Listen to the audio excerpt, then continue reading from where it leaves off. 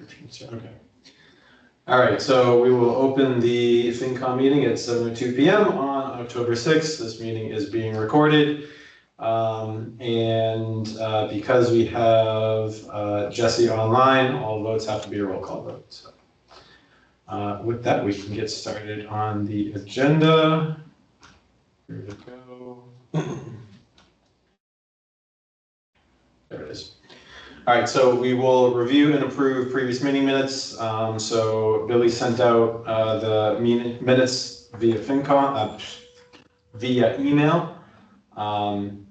Everybody, I'm assuming everybody got a chance to review those online.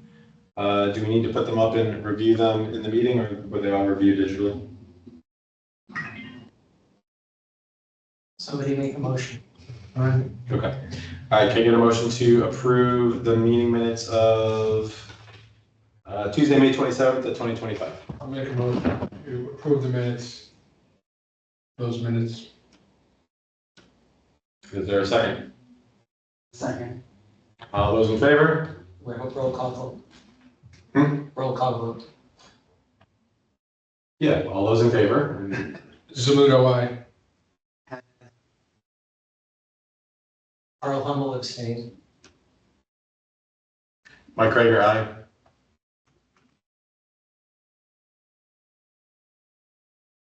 Jesse, are you listening? Jesse, can you hear us? I don't think so. I can hear you, so it's not an issue with you guys. He's not responding.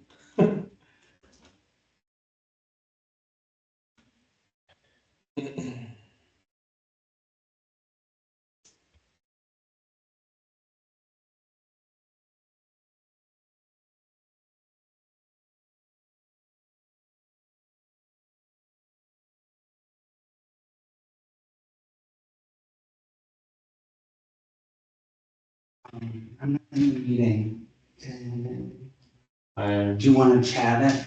I just texted Jesse, can you hear us? Jeremy sent a chat message. Yeah, I texted him as well. Jesse! Hit this camera for everybody to make us a lot larger.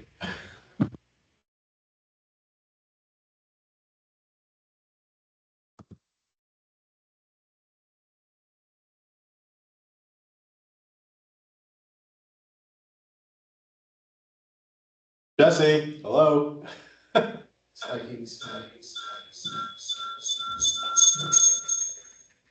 like he's reading another computer monitor or something.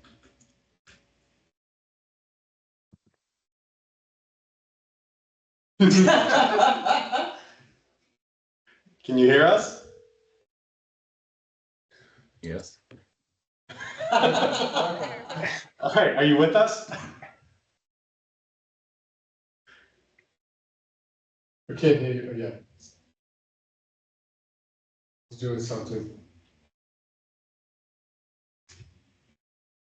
Hello. Hi, can you hear us? Now I can. Okay. All right, good.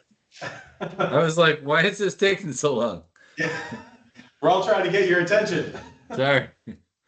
All right, yeah, there's a motion on the floor to approve the meeting minutes of May 27, 2025, and we are taking a roll call vote on the ayes. We're doing them. Aye. We're doing them one by one. Yeah. Okay. It's just the 2 minutes though, right? It's just the two. Yeah. Yeah. May 27th one. Okay. It's, yeah. All right, can I get a motion to approve the meeting minutes from August 5th, 2025? I'll second. All right, all those in favor? Carl Hummel, yes. Zamudo, aye. Mike Krager, aye. Really had it. Aye. That's approved. All right, those are the only two on the items. All right, so reorganization.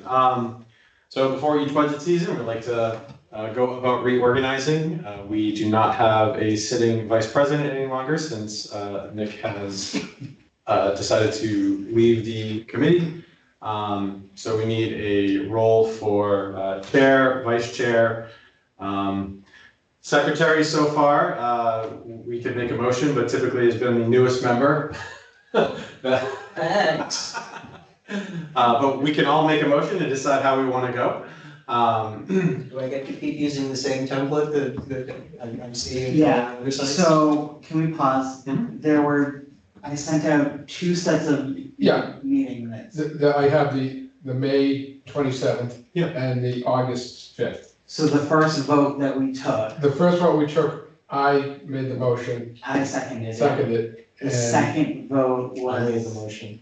okay, so the second, let me do that.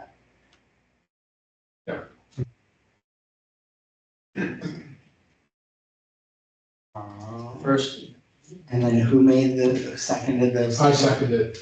Carl made the motion and seconded. the first vote was unanimous with Carl Hummel abstaining. Because he wasn't on the committee at the time, right? I figured, I was here for the August one, I'll go ahead and vote on that one.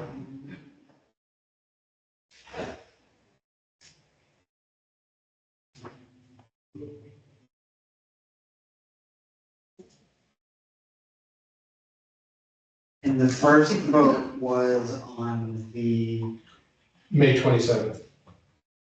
Meeting, yeah, it is. Good evening. Good evening, how's everybody? Very good, how about you? and then the second one was on the, which one? August 5th. August 5th, yeah. August, and that was unanimous. You should now note that Michael Medley is arriving at 7:08. Oh, I don't get that detail. Well, there's something I'm gonna change as secretary. There you go. So, Billy, do you want to continue being the clerk? No. But you're so good at it. I remember I when am wonderful at it, when absolutely. you volunteered, you said you were excited about it. I was absolutely excited about it. I'll remind the committee that I have a baby on the way. That's right. Ah, okay. Congratulations. Thank you. Well, we'll get this kicked off then. I'll make a motion to have Carl Hummel represent as secretary for the finance committee. Second. Any discussion? Carl, would you like to either defend or? Does he want to do this? I know how to write minutes and agendas, and I've done it for the GB General Bylaws Review Committee and Concom for a couple of years, and I'll very happily take the template that I'm inheriting. So I will continue my predecessor's sterling work. That sounds wonderful. And if we're lucky enough to get another person, we could. Oh, that is true. Technically, they would be the newest person. Yeah. We could reorganize, so. All right, any other discussion? If I recall, you're retired too, right? And definitely. I'm still waiting, and I'm waiting for my first grandchild, so I've got six kids between the two of us, and no spawning yet. Perfect. All right, hearing no further discussion, we'll take a roll call vote. All those in favor? Zamudo, aye? Mendelia, aye. Carl Hummel, aye. Had I? Curl eye. Prager, aye. All right, congratulations, Carl. Next meeting, you can start up as acting secretary. All right, we will do, chair next. So if anybody would like to make a motion for anyone to serve as chair, it does not have to be me. I'll make a motion that, for Mike Rager to continue as chair. Second. Any discussion?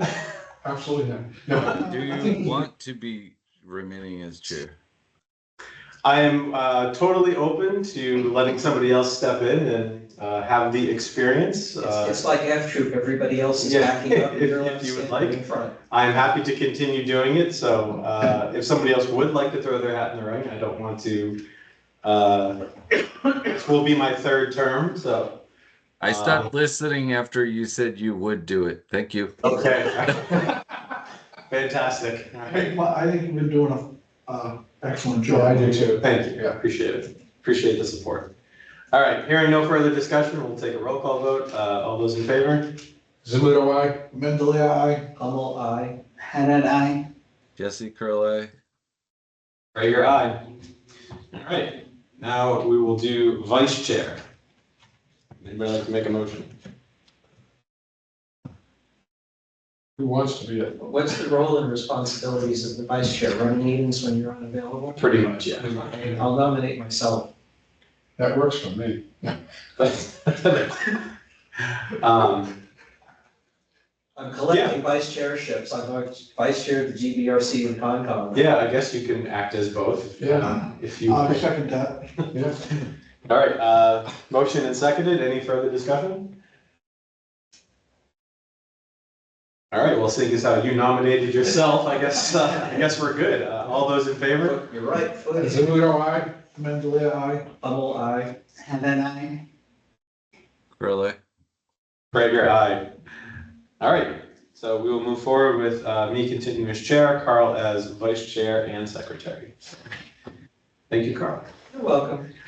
All right, so now that we are fully reorganized for the next upcoming budget season, we will get into a discussion with our town administrator regarding the upcoming special town meeting. So it is now the Jeremy show. Yeah, I was just wetting my whistle a little bit. I feel like I'm going to be talking for the next 90 minutes. First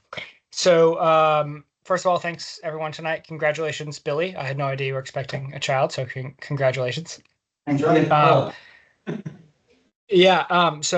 Last year we did our budget season in the spring. We did 3 weeks worth of meetings in March. My wife and I are expecting a child in March, so I'm not going to do that this year. And we're going to move it up and have budget season in February. So those weeks, those joint meetings of FinCom and Select Board are going to happen in February. And then once I'm back, up for air and back at work, we'll readjust and have votes based upon whatever the cherry sheets look like at that point. But the meetings and everything with department heads will happen in February rather than March of this year. Great. Well, congratulations to you as well, Jeremy. Yeah, congratulations.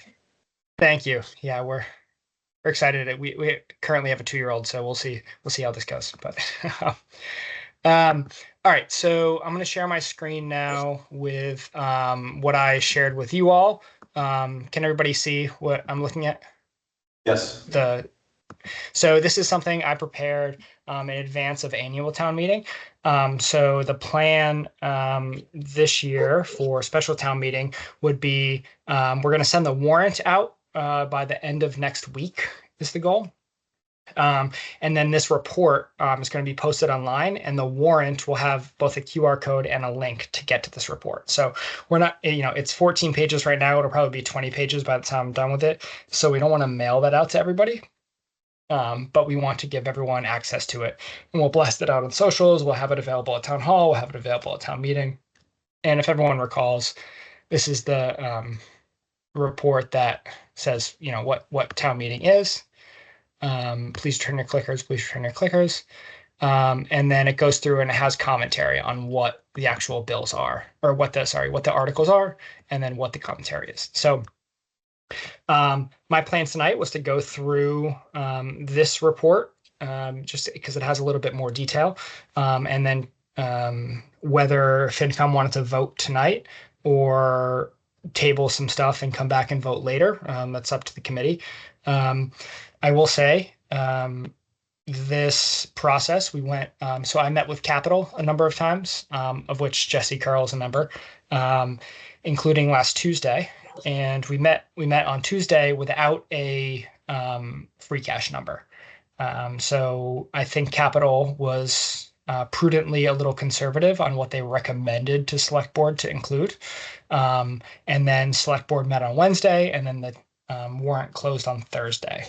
And then Wednesday midday, I got an estimate on free cash from accounting. So my estimate was about 1.5 million. And it came back more like 2 million. So we've got 2 million in free cash. I don't have the component parts of that. So I'll of course discuss that with the Select Board, or if we have another meeting here, as I understand the component parts of it, how we got from 1.5 million to 2 million. But I have a really good grasp on the expenditure side, so it must have been somewhere on the revenue side. So I just need to be able to dig into that with accounting. So what Capital had recommended to Select Board and what Select Board approved was kind of not quite knowing how large of a number we were talking about in free cash. I say that to say, I think we'll come back in annual town meeting with some more capital requests, just for kind of larger number stuff. Anyway, let's get started. If that's all right with you, Chair Krager, I'll just start going through the articles. Go for it. Great. So bills of a prior year. I don't have a list right now. We got one added in the last like 2 weeks. One of the big ones here is we had a meter at an electric meter at town hall that was offline for all of calendar year 24 that we just got billed for. So it's a pretty big number, in the like $10,000 range. And then we've got some smaller ones, but nothing too big. But these are bills that we did not pay out of fiscal 24 and 25 appropriations, and this money fell through to free cash. There was a DPU, Department of Public Utilities, ruling about National Grid's ability to only back bill for 60 days, but it did not apply to municipal accounts. It only applied to commercial accounts. So we're trying to get a little bit of clarity on this here, but we certainly will have bills of a prior year, just as kind of any town meeting will. So I don't have a list of these here for you, just because it's an ongoing thing. So we can come back and vote it at a later date, or you can vote it as, whatever it is we present. Can you explain? So we weren't getting an electric bill? Is that what you were One meter. saying? Yeah, so the meter at Town Hall, after the Town Hall renovation project, the meter at Town Hall was disconnected from N-Grid's kind of connectivity. So for all of calendar year 24, literally January through December, there was not energy consumption data being fed back to National Grid. So the town wasn't charged for that. And then they came out to do some maintenance on something and were like, hey, this meter's not plugged in. They plugged it in and then they plugged it into their server or network or however it's styled. And then they got all the downloaded data from the last year. So we went a full calendar year without paying a single electricity bill for Town Hall. So nobody in this town hall realized we weren't getting a monthly bill for the electric company? Yeah, which department's responsible for that? So it's my office. So this lack of billing started in January of 24, and then both myself and my assistant started in July of 24. So the fact that we didn't get a bill was not anomalous to us, right? We hadn't, as far as we were concerned, when we started, we weren't getting bills, and we have like 12 different accounts on National Grid, and we were paying all these accounts, and the fact that we weren't paying the town hall one didn't crop up as odd, because we had never seen it before, the two of us. And you then get to throw your predecessor under the bus only a few more times. I feel like I got a year at least, but it's it's something. It's kind of the unknown. So we've got a handle on it now. We're into the National Grid dashboard where it shows us all of our accounts, all of our active bills, everything, and we feel like we have a good handle on it now. But yeah, this was something that wasn't on our radar when we started, so we didn't know to look for it. Something that I think you should follow up with National Grid on is how come they weren't sending estimated bills? For 2 months this year, all the meters for residences shut off and they gave me an estimated bill. And then in September, my bill went up $500 because they caught up with it. Why weren't they sending the town estimated bills? That's exactly what happened. Yeah, I think the same thing. They didn't realize the meter was off. So what happened with residential customers is their billing system was off, and that was the DPU ruling that they couldn't go back more than 60 days. But this didn't have to do with the billing. This was more on our end where our meter wasn't adequately networked. So that's the largest piece. I believe there's one or two other smaller ones, but the National Grid will be the largest piece here. But I want to emphasize, and it's something I'll have in my write-up, and I'll say to town meeting too, that this is money that we should have paid in both fiscal years 24 and 25 that otherwise fell through to free cash. And now we're looking to use free cash to pay those bills. So it's not it is one-time revenue seemingly for recurring expense, but it is a recurring revenue that fell through to free cash that otherwise would have been spent. Did we Am I missing consult- the number? Sorry? Am I missing the number in here, or is it? It's not in there because we still have some other bills that are likely to be added, but I'll get it when you all are talking about something. I'll go and look it up. Yeah, I what mean, we're looking at. my point is, if it's a small number, we should move on because there's many large things to talk about tonight. Are there any late charges gonna be associated? No. Because Well, it was wait, there. I don't think we should move on. Did we consult like the attorneys? Yep. Cause now we're paying it at 2,000 and like they turned it off, right? And now we're paying 2,000, we're paying it 2 years later at higher rates. And No, so inflation. so they went back and they reconstructed the rates for the billing period. They're not Doesn't using work current like rates. that. Okay. I'd like to see So that explanation. Yeah, Except but it's we're all paying it in, $2,026. We're using our dollars. So at time value our of money, rate. we're better off. We're better off. They gave us an interest-free loan. Time value of money, we're better off. yeah, exactly. But I think what That's why we should move on. I think what Billy's saying though is so they went back because Mendon went on, was it the solar? They went on, not solar, but they went on that special. Municipal rate. Yeah, because I got estimated ones too, and I was concerned because when I got to September, I said, oh, did they estimate, it turned out they, their software obviously can do it, but I would be curious too, to make sure that they did do it, but I'm sure they did. That would be a major. Okay, so legally, there's nothing we can do. I understand the municipal versus residential back billing limitations being different.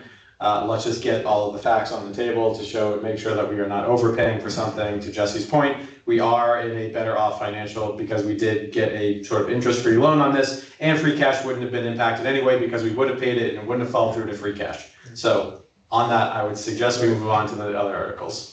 And we're not going to vote on it today anyway. So. Yeah. Yeah, It's approximately $1,000 a month, is that what it is? Yeah, I just looked and the highest bill was $954 and it floats down all the way to about $500. So it's probably like $9,000 to $10,000 in aggregate. Stabilization fund.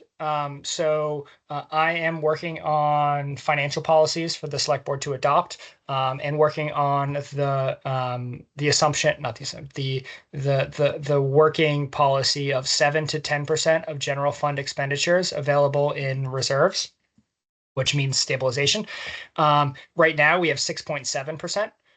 So a contribution of 200,000, which is 100,000 less than last year, brings us to about 7.5% of general fund expenditures. There is an article, if folks read this earlier, there is an article later that closes out an account for $75,000 back to stabilization. So it's actually a $275,000 contribution to stabilization, which brings us up closer to 8%. But it puts us in that 7 to 10% range, which is where I wanted to get the town after $300,000 last year and $200,000 this year. Why are we not putting in 300,000 again? If we've got 2 million expected free cash, let's sock it into the stabilization fund. And that would bring us up. That would bring us up to about 7.9%. Because there's a larger threshold to get it out, and I wanted to maintain the flexibility for annual town meeting in the spring to be able to appropriate for capital uses. So between this 200,000 and then the 75,000 we're closing out in a later article, we get close to that 8%, and that's within the range that I think the town should be in, that 7 to 10% range. Yeah, and 8% is closer than to 10% than 7.5% is. So I'm still going to keep a bigger number. Yeah, but the goal is not necessarily 10%. The goal is between 7 and 10%. Can't the goal be 10%?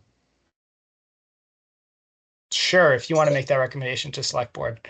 But my draft financial policies have the goal to be 7 to 10%.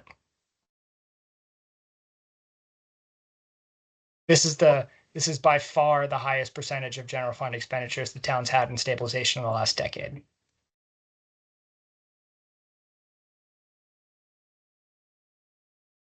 Okay, so I make a motion that tell me if this is the right phrasing, that we recommend to the select board that we end up with 300,000 in the stabilization fund instead of 200. So- or 275. So the recommendation, so what this committee gets to recommend is nothing to select board. You get to recommend to town meeting whether you support the article or not. Right, but we can also vote to recommend to the select board to take a different approach with the article, correct? Because the details of the article can still be changed even though the article is even though the warrant is closed. The details can, yeah, that's all in the motion. The 200,000 is not what gets printed. Right, so Carl's point is we will take a vote, assuming it gets seconded, to propose to the select board to change the contribution to a total of 300,000 instead of the total of 275 of the 200 that is here and the 75 closing from that other account moving over. I'll second that motion. We should table this motion until after we look at the $75,000 one in case we decide to do something different. Yeah, so let's table that motion till the end of the review. Yep. And at the end, we can vote. It's on the table, it's been seconded, we will table till the end. And it will just simply be a recommendation back to the select board to change the numbers here, because we're not voting on any of the articles of how we will recommend to town meeting tonight. Yeah. Jeremy, can you confirm that the warrant article does not give a dollar amount so that the actual motion in the town meeting is where we would have the dollar amount? I confirm that, yes, the warrant article does not have a dollar amount. So we have that flexibility. Yeah, it doesn't even have a funding source. Correct. It's why I always wait until the very last minute for us to put on these, because those numbers fluctuate like a roller coaster until the very end, so. One more thing I'd like to add on that subject. I think it's better if we, like this, we make a recommendation to the select board so they know how we feel instead of blindsiding them At the time. at the time. Oh, absolutely, Yeah. yeah. Well, we can't So make we're it, trying to work as a team, Jeremy. we can't make it at the town meeting because otherwise we unbalance the budget. We'd have to take $25,000 away from someplace else. Yeah, That's only true with the operating budget when the source of funds is not raised from the levy. When the source of funds is free cash, as long as there's available free cash, you can up the dollar amount. Oh, so free cash would just roll over. Never mind. yeah, so. So in the spring, there's one of the first articles is any financial motion that does not include a funding source shall be considered out of order. That is not true at special town meeting because we're typically not talking about the levy. We're talking about free cash. Okay. And some of Jeremy's point, just to make those clear, is we're trying to make sure that we have certain amounts in certain vehicles of savings, and the way that those are accessed are different. So we want to make sure that for emergency purposes, some are available in easier to access funding and all that other stuff. Right. Some of them you as chair get to release, some of them FinCom votes on. Right. I'm perfectly okay with having something that requires a 2/3 motion at town meeting to get money out of it. Yeah, absolutely. Okay. All right, next article. Capital expenditure account. So in 2004, I linked it here in the report. There's a special act of the legislature which allows us to create a capital expenditure stabilization fund, and the town meeting can appropriate up to $100,000 per fiscal year into this. So my recommendation is to use to do the maximum. It's also my approach that in the annual town meeting, I will ask to appropriate the whole of the fund to fund the Providence Street culvert repair. I talk about it a little bit later on. So this article doesn't have anything to do with Providence Street, but just generally it's a $2 million project. So I'd be looking to use this $500,000 of local funds to minimize the amount needing to be borrowed. But this article is $100,000 into the capital stabilization, which is the maximum amount we can do under the special act. Maximum per state law. Per special act. So the special act that establishes fund in 2004 capped it at $100,000, and I have no idea why, but that's the number in there. Okay, so after it's been created, is that maximum no longer holds? If we wanted to do 200,000 next year, we had the ability to do that? No, we can only put $100,000 a year into it. So we did this last special town meeting, and once this $100,000 goes in, should it be successful from free cash, there would be $535,000 in the fund. Oh, okay. What I would ask is that by town meeting, or if we review this another time, if you can come up with a table showing since 2004, what has been put in and in what cases. The reason is that I'd be asking other FinCom members, what does money come out of here for? Or we only put stuff in this piggy bank? It only comes out for capital expenditures as described by the home rule petition. I said special act, it's a home rule petition. So it's stuff that has a 5-year or greater life and a $25,000 or more cost to it. At least since our current ledger has been used in the last 3 to 4 years, there's been nothing that's come out of it. The town has not appropriated the full 100,000 in the last few years. Last town meeting, we did the full 100,000. So it was 335 when I started. It will now be 535 hopefully after this town meeting. But what's been spent out of there, I don't know offhand. But my plan is to spend the whole of it for Providence Street culvert repair. And that's an You'll see argument more of you- that later, guys. We had a lot of hours of conversation about this with the capital planning committee. There's other related topics that try to put more money into that project. So the argument about what the money gets spent on is not going to be discussed at this town meeting. It's going to be raised for the annual town meeting. That's when you want to take it out. I hope it's not an argument, but yes. And the position you're taking is you are looking to take $100,000 out of our 2 million free cash and earmark that towards the culvert project. So Correct. keep in mind, if we don't use some of these funds, it becomes a debt exclusion. So I'm trying to put as much toward the project as we can and reduce the debt exclusion. Jeremy has a different theory on paying for future uses of the town out of debt exclusion and not free cash. Jeremy can explain it much more eloquently than I can.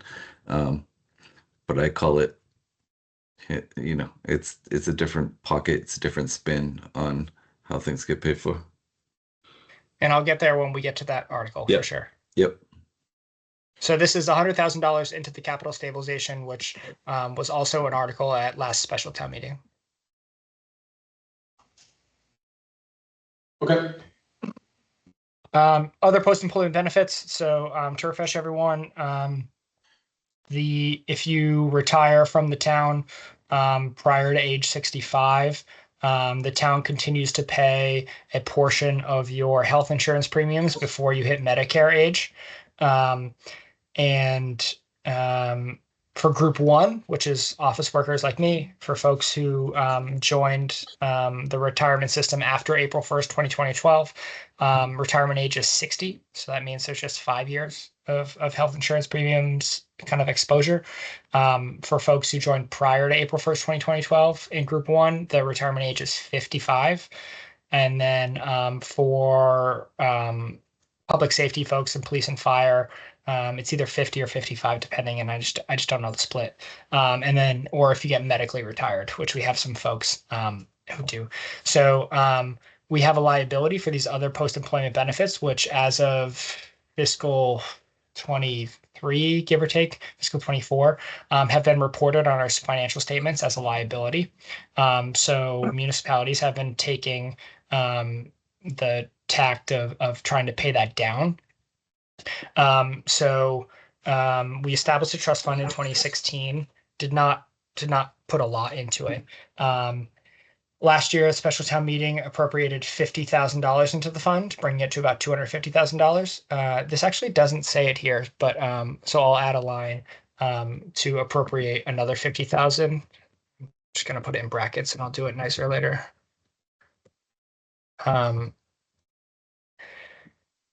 So I don't have the latest report. I'm trying to get that from Treasury, but it's in the like 2.5 million range, I think, is what the liability is.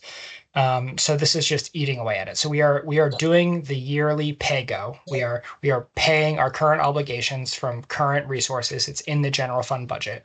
And the idea behind this is we build up a trust fund that spits off enough to be able to pay for this.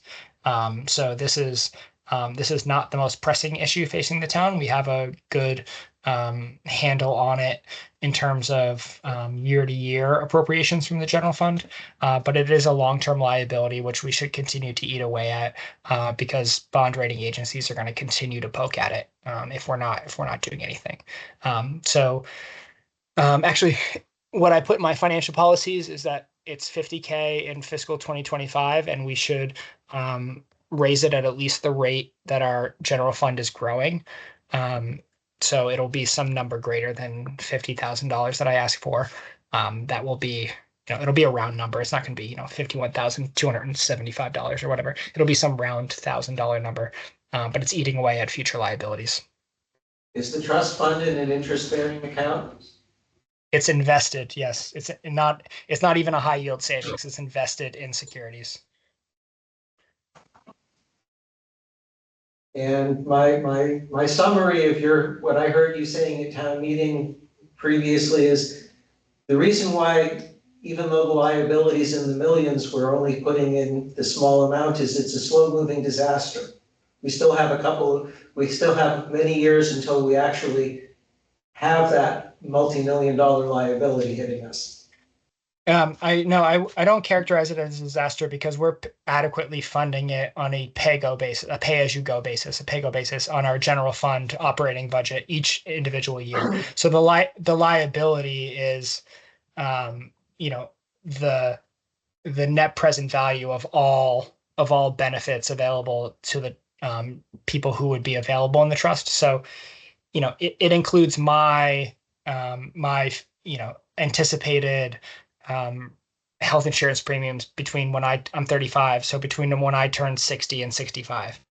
But I may or may not retire from Worcester County Retirement under the Mendon banner. So there's a lot of assumptions built into it, and I think it's the working theory is that it's a little bit inflated, but it's a very long-term liability that it's a nice to have to be able to pay for it out of current resources, but there's an opportunity cost to having millions of dollars tied up, spitting off that interest and dividend income to be able to pay for your pay-go. It helps us in bond rating, but we don't necessarily want to fund the full thing, tomorrow. So my sense is that 50, 60,000 is reasonable. I believe this is the highest we've ever funded it, so.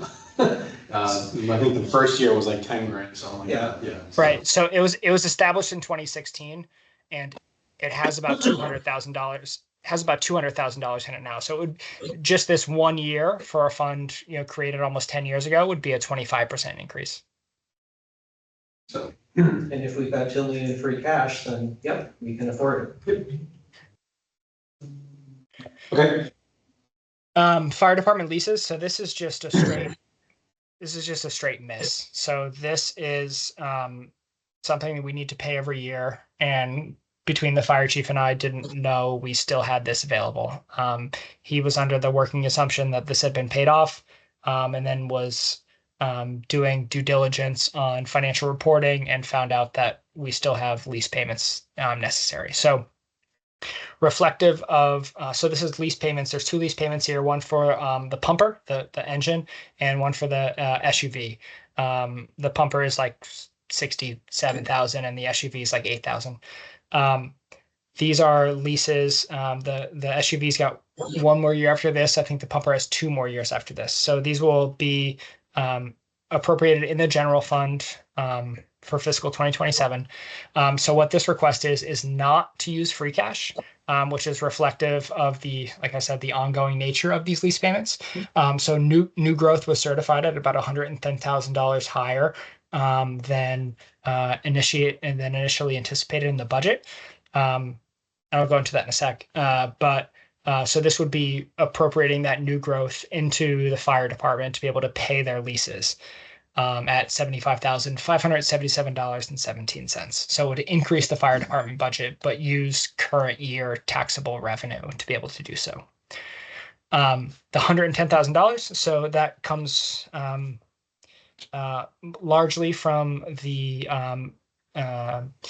warehouse on Cape Road is about 85% online as of July 1 or June 30.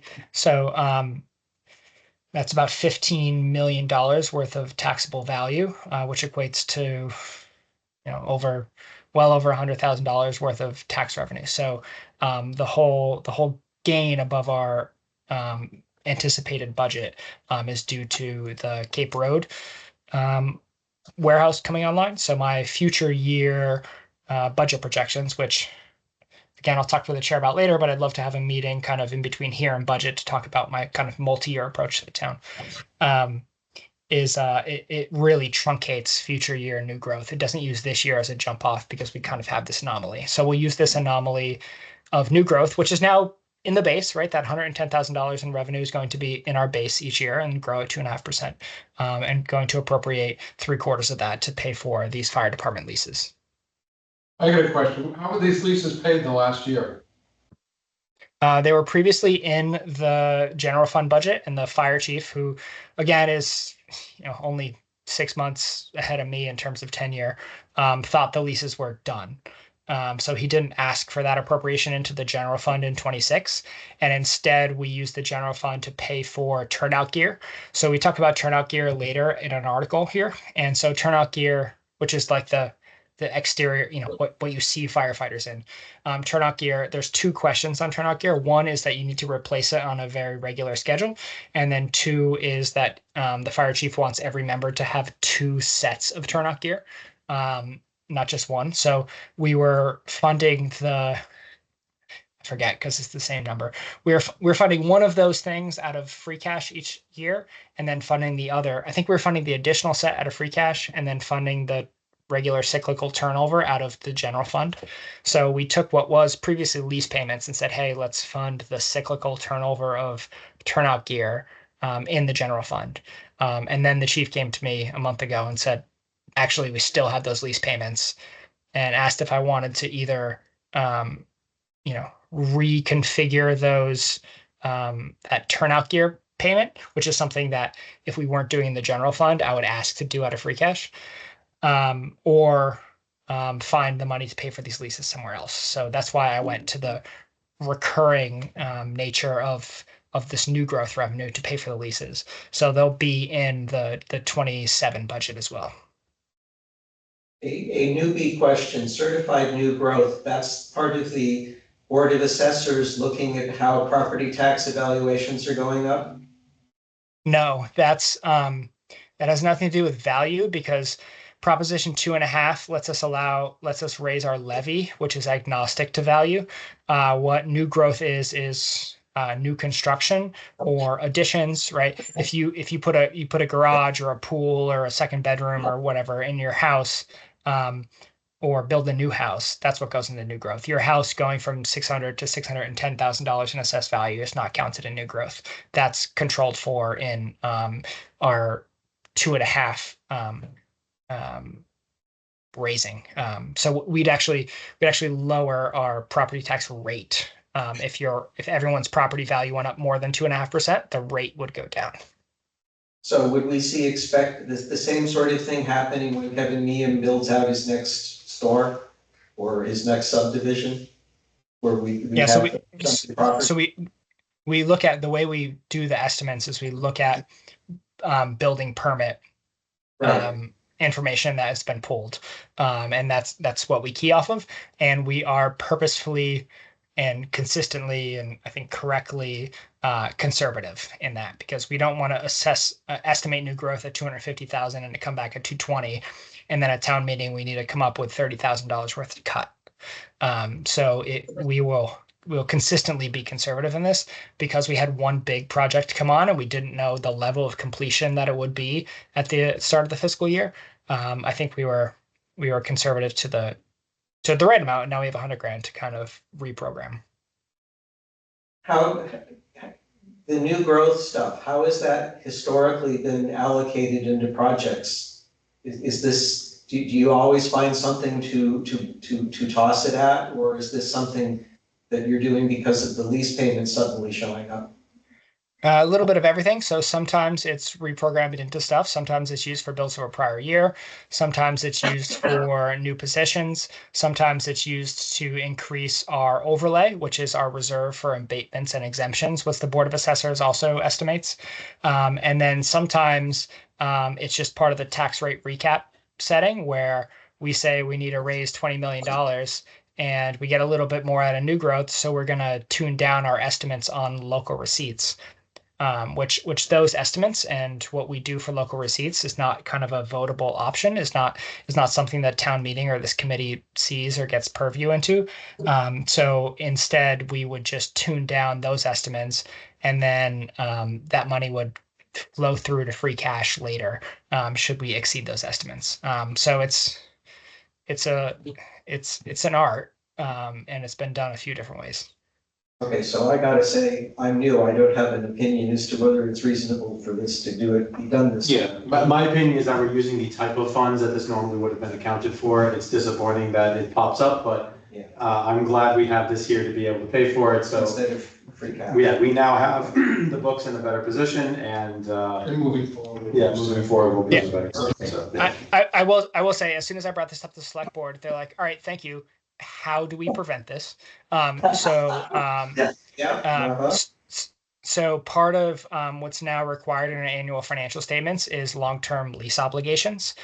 So that's kind of how this got caught. This information was moving over to the treasurer. So part of my budget process now is going to be letter out to all department heads, what are your long-term lease obligations? And then going to the treasurer and saying, what do you have for long-term lease obligations? And making sure all of that's reflected in the general fund.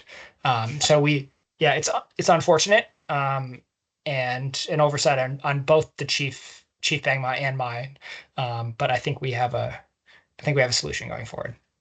I will say that there is a general big pulling together of all of our financial operations and all of these little details that's been happening the past few fiscal years. All these things, as you squeeze balloons, right, something pops through every now and again. So I don't expect this to be the last one of these. Yeah. But in general, I think the response has always been inappropriate. This is going into a new process. The right people own those details and the right level of oversight. Yeah, the input I give to you, and I'll tell the select board, is just as the Conservation Commission and Land Use are all doing a survey of all of the land the town owns. I think we need to have a fleet inventory of every single vehicle that the town owns, when it's going to expire, and we start thinking about how we're going to replace things. So this would fall into a fleet management plan. Yeah, so we have that fleet inventory. It doesn't have the funding source tied into it, but we have that fleet inventory. The year, the purchase price, the miles per year, where it's garaged, the anticipated lifespan, hours per year, that kind of stuff. That's what informs our decision to replace one vehicle over another. And now we're actively doing that. Need to say how you're paying it off. All right, in the essence of time, we do have a lot of articles to get through, so. All right, great. Nothing to do with money, nothing to do with money, nothing to do with money. These are all zoning bylaw changes. So 2 in a row, highway dump truck brief classification. So what did I say? Annual town meeting in 2023, set up a fund to pay the lease payments on a trackless and multi-purpose dump truck, and authorized the select board to enter into an 8-year lease for a trackless and mini dump truck. That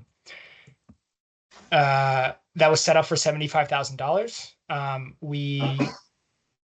We currently do lease those items, or at least the trackless. I actually don't know if we lease the mini multi-purpose, but we lease the trackless, and it's paid for out of our general fund.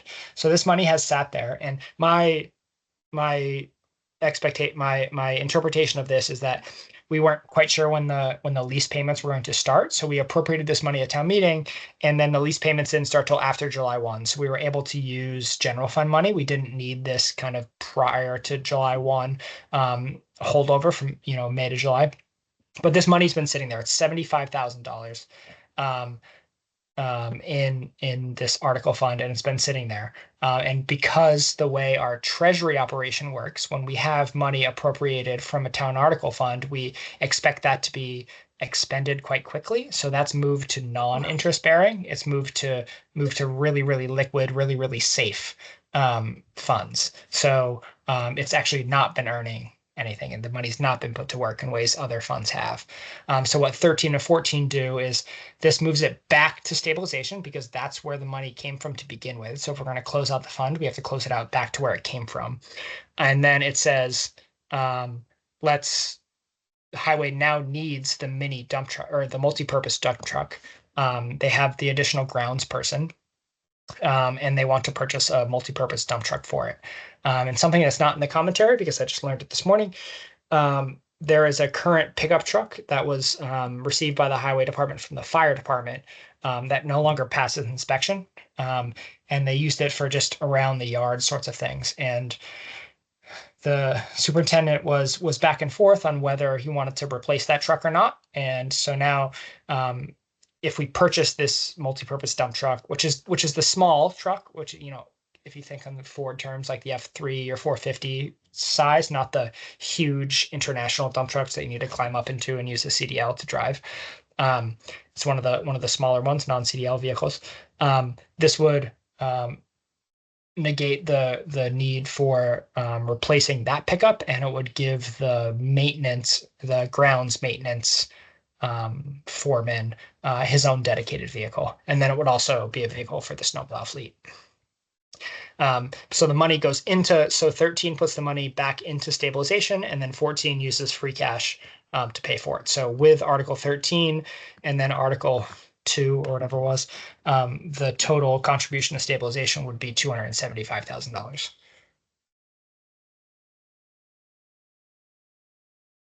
And the reason it has to go to stabilization is not free cash, is that's where the money came from. Okay. Correct. And you couldn't even take it out of stabilization. No, because that's where it was funded from. That's where it needs to be closed back out to. And your assessment of the creation of that fund and the purpose and the reason aligns with my memory. So. And we did get the track list. It's a great product. We use it a lot, and we actually talked at the last select board meeting about getting additional attachments to be able to do some milling in-house. It's been a great feature, but we pay for it out of the general fund, so we don't need this one-time money to pay for it. And I will say that so the fund is $75,000. The annual lease is about $50,000. So it doesn't even make sense to use this fund to pay for the lease, because it's only a year and a half worth of the lease. If it was 3 or 4 years worth of the lease, I'd say, great, let's free that up and do something else with the general fund. But because it's just 1.5x, I'd rather close it out and make a capital purchase. Okay. Are we good on 13 and 14? Okay. Now, now we can take the thing off the table that we did. Correct. Article 15. So there are, I think there's 5 or 6 wells that monitor the old Mendon landfill, and they've been getting great results. So the Board of Health said to Mass DEP, hey, can we do less monitoring, because of, we hit all the criteria to require less monitoring. And so they came in and did a review, and they said, actually, 3 of your wells are in the wrong spot. So 3 of the wells are on the landfill when they need to be at the exterior of the landfill. So they were placed incorrectly in, I think it's been the early 90s. So we've been monitoring at the landfill rather than at the perimeter of the landfill. So DEP said, you can't unring that bell. And now, whether you want less monitoring or not, you need to replace these wells. So Board of Health is looking to replace 3 wells at the exterior of the landfill, which is something we should have done to begin with. And then should we get the reduced monitoring requirement, it would save us about $8,000 a year. And the work costs us about $19,000. I have a contingency in there, so it's about $22,000. So once we get that reduced testing requirement, it's got about a 3-year payback. So not only is it required by a regulatory agency, it also has a pretty quick ROI for the town. Who What's the manages consequence? correspondence with DEP? Sorry, say that again. Who manages correspondence with DEP? The Board of Health. What's the consequence of not moving the wells? Did they start fining us? I didn't ask. Why would we? Because in 1999, 1990, nobody was paying attention. I'm sure, yeah. No good deed goes unpunished. Okay. So yeah, we have to do it, and it saves us money eventually. So Okay, yeah. for town meeting, I think it's good PR if you're able to answer the question, what happens if we don't pay it? If you can verify that we'd start getting a fine from DEP. Yeah, it's a good point. Thank you. But what changed? Like. We asked. Yeah, we asked. The same thing happens with the Conservation Commission when people ask us for a boat permit. We say, oh, by the way, your deep beach is out of compliance because you. But is it like a rule change? Like, No, it was done It incorrectly. was done incorrectly is what it sounds like. but like, in 19 we've been drinking water. No. That's too close to a landfill. No. This is monitoring the landfill to make sure the landfill isn't leaching. Right. Right. So we were We we put were a monitoring. well too close to a It's landfill. monitoring, not drinking water. Right. Right, It's a monitoring. well. So Nobody drinks off of it. yeah. Okay. It's We've a been test. looking in the wrong It- spot. It's a test hole, just like when you're perking a septic system. Right. So. and so as go ahead, Ron. Sorry. Well, I was just curious, so out of curiosity, they're saying that they have to be moved further away? Yeah. Yeah. So Those readings were okay? And I guess what I'm saying is, you understand, in other words. I'm not expecting governmental regulations to make sense or have Okay, any that's sort true, of. That's true. Okay. I'm confused though. Are we drinking? No. No, these are monitor wells only. Okay, you build a landfill right here, you fill it full of trash, you cover it up at some point, right? At some point, you need to also maintain that you've contained all of that trash. You dig long, big holes like a well to maintain that, or to check to make sure that nothing is leaching into the water around it. Those are wells. So when we say monitoring the wells, they're simply wells, which are just big holes that go down and monitor the water in that general area to make sure nothing's leaching, right? It's a No one's drinking it. Everybody in that area has their own individual wells for their own homes. It's not like it's not feeding anything. Gotcha. which we also test. So part of this proposal too is going to all the folks who are around the landfill and testing their wells, saying, hey, we haven't had the proper monitoring for the last however long. We're also going to test your wells. We don't, as I understand it, have a liability to do anything with that, but it's information to the homeowners. So yeah, these monitoring wells were inside the perimeter when they should have been outside the perimeter. Yeah. So the cost is to drill 3 wells, and then the lion's share of the cost is ongoing testing. And then if we get our reduced testing requirement, which we anticipate because we think the cap has performed well, it performed good enough, then we have to pay less year over year after our initial capital expenditure. We may not have a legal obligation to the abutters, but we certainly have a moral obligation. I think that's well said. I agree with what Mike said, that it doesn't make sense, but you don't think as to why, because, Now I understand. I get it. Thank you. Yeah. Maybe if you This talk is great about it news, at town because other meeting- towns are having the opposite problem. That their landfills are not properly contained. Correct. Yeah, so this is a great problem to have. This is great news. Yeah. Maybe if you, instead of saying a monitoring well, you can say a monitoring test hole, and don't say the word Yeah. well, because people immediately say, oh my God, drinking water. Yeah. Yeah, it is. It is not a public water supply. Yeah, so it's a monitoring station. It's a monitoring apparatus, monitoring installation, whatever. All right. But they do call Yeah. them monitoring wells, so that's what they're called. Just put the adjective in there, monitoring well. Understood. Will do. All right. Next article. Third town hall, third floor. Sorry. Climate control. So there are 2 offices and 1 meeting space on the second floor of or third floor, the upper floor of town hall, that don't have climate control. So Katie, the executive assistant to the select board, her office, which is the top of the stairs, she has a window air conditioner unit and then a space heater with an extension cord, which the fire chief hates. And then she has to keep her door closed to keep that temperature in there. And then HR, which is on the back side of the stage, same deal. And then the third floor meeting room is not temperature controlled, climate controlled. So we have 2 inefficient window air conditioners that have to be turned off anytime we have a meeting because they drown out the dialogue and you can't hear it on the recording. So as a person who meets in that room multiple times a month over the summer months, it's super uncomfortable. And then as the 2 folks who work in those spaces, it's not ideal or comfortable. So this would be to put a series of compressors and mini splits, ductless systems, to come up into the meeting room and then those 2 offices to give them the same climate control that we have in the rest of town hall and what you would expect in a modern office. I've talked with Historic, and this is something that kind of already exists at town hall. So for the lower level, so it's nothing they're concerned with in terms of altering the appearance or the structure of the building. The current climate control, is that being done only by electricity? We have, if you see, there's baseboard heat on the exterior wall there. So we have a oil boiler that provides heat, but supplemental heat and cooling is done by the the compressors, the heat pumps, right now.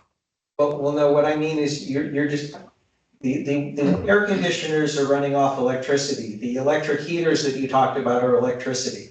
So is our electricity bill going to go up or down when those are thrown out and replaced with mini splits? We don't know, because nobody thinks about looking at a bill. That's a great point. Are we going to talk? I knew he was gonna say that. Are we going to talk about insulating the single pane windows upstairs to make the thing more energy efficient, or is that a historical district problem? Yeah, we've got $40,000 in a fund for the engineering for windows at town hall, but they're not end of life. They need to be explored, and it's not at the top of my priority list right now in terms of what the select board has set as goals for fiscal 26. So we will, but not in the short term. So this is 2 rooms is what we're talking about here? No, 2 rooms and the big meeting hall. Yeah. Yep. Yeah, 2 offices and the meeting room. Yep. And as someone who holds meetings over the summer, you either turn off the air conditioners or sweat, or you have the air conditioners on and you can't hear anybody. Yeah. Okay. But I am concerned that we don't have an estimate about whether this is cost neutral or whether we think the bill's going to go up because mini splits should cost more or cost less. Yeah, it might cost more. It is an improvement to the folks who work there. So I'm not selling it as cost neutral, certainly. Okay.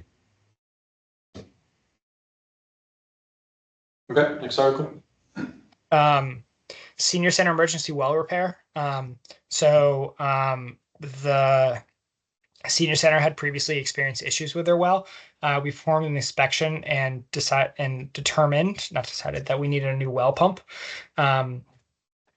This is part of the water, this is part of the water fund on the general fund. So this is part of the public water supply. And the water department has already paid for this. This was an emergency repair that needs to happen in July. It costs about $8,000, $9,000. I'm getting final invoices for it now. So this is something that the water department has paid for.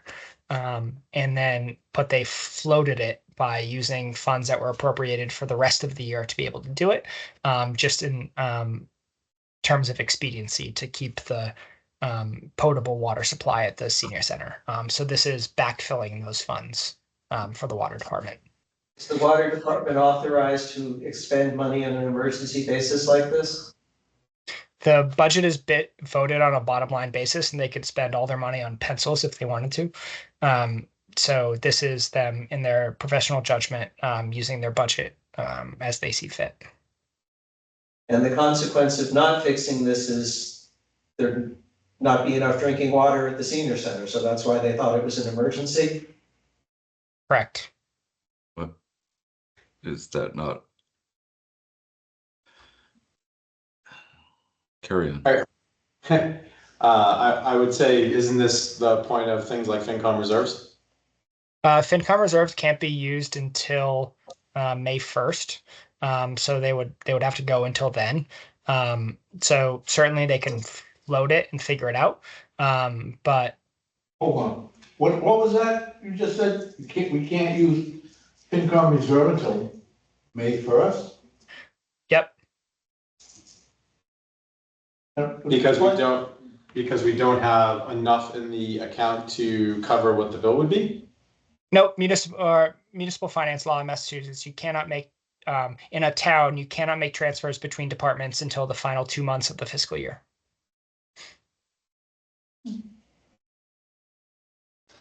But the whole purpose of FinCom reserve is to be able to have a sum of money set away for emergency situations, a place where the committee can vote on spending. Yeah, I mean, I'll send you the MGL, but you can't do it until May 1st. That's why you only get them at the end of the year. Interesting. One typo on this, the commentary, it says in June 2025, and then it goes on to say, in July of 2026, we performed.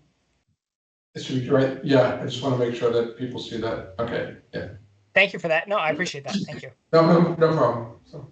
So I do have a question though, getting back to this. So if you're saying this couldn't be paid by FinCom reserve, is what you're saying, and the only things that could be paid would have to happen on the last 2 months of the fiscal year? So because we vote budgets at the department level bottom line, they can float it, so to speak. They can run deficits in other spaces on their budget and then come to you in the hopes that in May, either they have $8,000 of wiggle room for the last 2 months, and say, hey, you need to backfill this thing we did in July. Or come to a town meeting, either special or annual, and say, hey, this was a one-time expenditure that was not contemplated in our budget. Can we have an additional appropriation to do that? So I didn't want to put the water commission, the water department, in the position of having to run essentially an $8,000 or $9,000 surplus in the rest of their department, because it's a small department when we talk about what the public water supply is for town. So to run that and then wait until May to get that infusion back into their department. Okay. I'm So it is- comfortable with this, but only because we've got a whole lot of free cash to slosh around. I mean, even if we had $100,000 in free cash, I would still advocate for this $8,000 or $9,000. It's the emergency, one-time, non-recurring, and non-foreseeable sort of thing. Right, but if there was a lot less free cash, I'd say wait until May and then we'll talk, we would have, the FinCom would vote on transferring it out of a reserve. I don't think. Okay, well, I don't want to go back and forth on hypothetical situations at the moment. So this is what it is at the moment. I think we're all okay with it. So let's go on to Article 18. So 18 is GIS mapping software. So we have a proposal from a vendor, but we're not going to identify the vendor in the warrant. But this is a vendor that a lot of other assessing departments in inspectional services departments in Massachusetts use that provides low-level flyover GIS maps at a regularly updated basis. It's something that conservation, planning, health, assessors all could use and all are excited about using. And we have a proposal from this past spring. It wasn't in time to ask for it at town meeting, but it's in the $9,000 range. So I believe I asked for $10,000 here just to provide us a buffer. And then same as you'll see later, close out accounts back to free cash if it's not totally used. So this would be a tool. I'm never going to promise anything, but this would be a tool where we have revenue raising capability. So things that were otherwise not captured on the assessor's inspections would be captured in this tool. Can you tell us the vendor? The vendor that we have a proposal from is Nearmap. But we would look for other vendors as well, just because of how close it is coming to the $10,000 level. Okay, let me put my Concom hat on. Yay! Yeah. Yeah. Your map has been very useful in our enforcement activities. So I will say, and I wouldn't otherwise bring this up, but Board of Assessors has brought this up. This is a tool we have currently been using under the town of Holliston's license. So we have a member on the Board of Assessors who is the principal assessor in Holliston and has shared his license with the town, and we have been using it to great effect. If I was the town of Holliston, I would be none too pleased about that. And I think we should have our own license and not violate the terms of service for the town of Holliston. So this would be us continuing the use of a helpful product under our own license. Great. We have to get off of mom and dad's Netflix, is what this is. Amazon Prime too. Yeah, but Netflix is much more personal to me in my recent experience. So stormwater asset management grant. So we have been awarded, and the select board just voted on Wednesday to allow me the authority to file. So I have filed the financing application, and we have been awarded a $120,000 grant to do stormwater asset management. So I've got a great write-up here about this.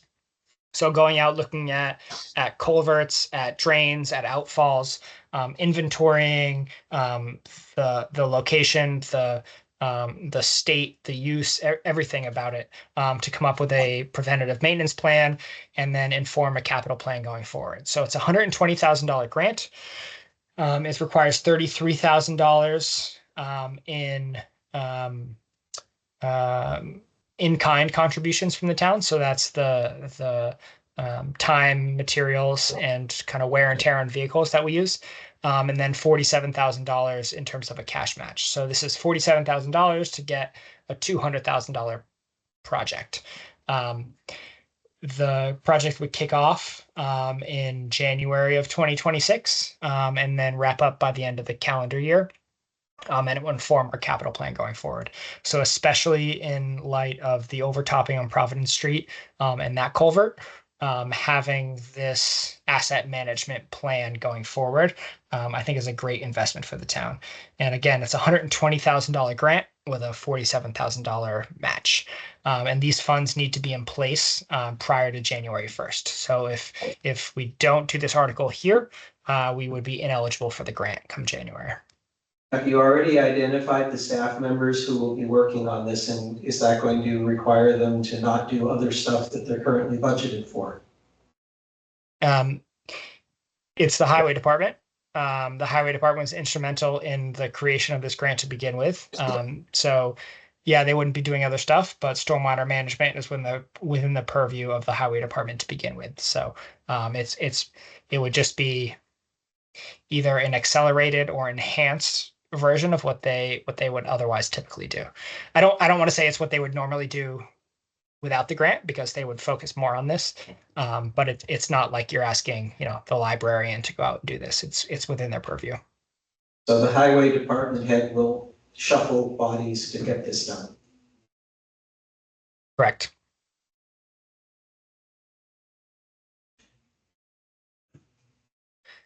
All right. Providence Street culvert construction. So this is something that Jesse was talking about earlier.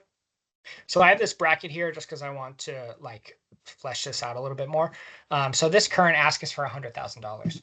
I wanted to do some quick math, like I said, on the project. So the project's about $2 million, give or take. $300,000 in annual town meeting, used in free cash to support the engineering. We got a $100,000 DOT grant for what's called phase 1 of small bridge repair.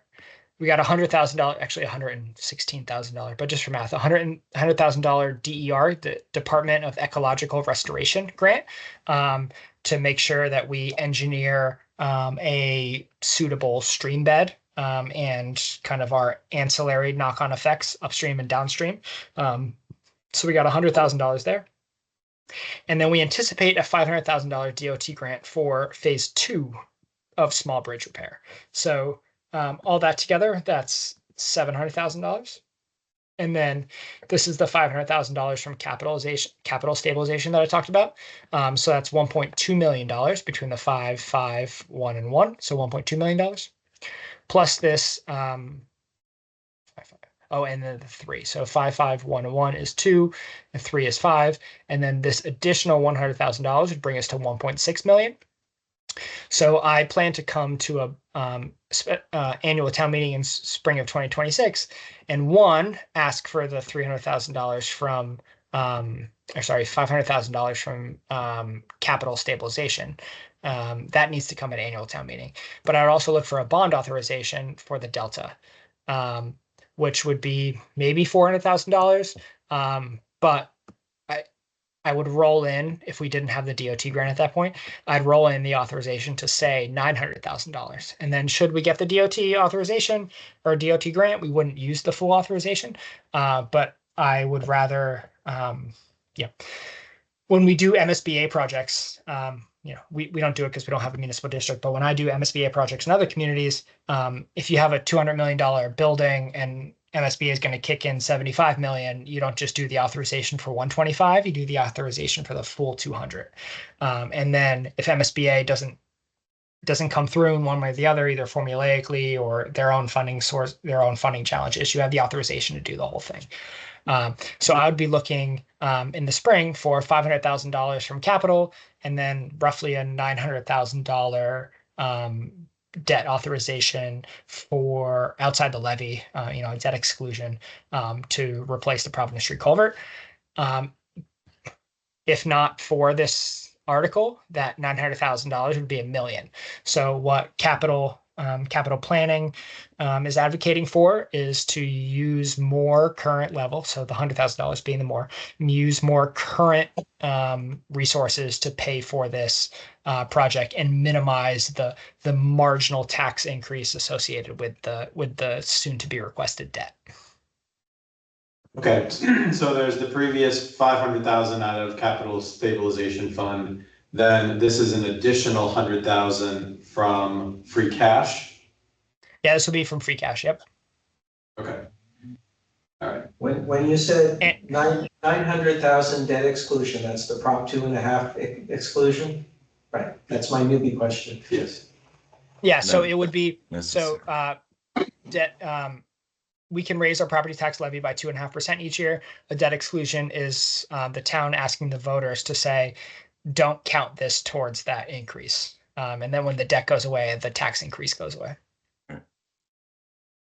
And you will have prepared for the average $600,000 home, this debt exclusion will be approximately $2.47 per person, and then everybody can get upset about their cup of coffee.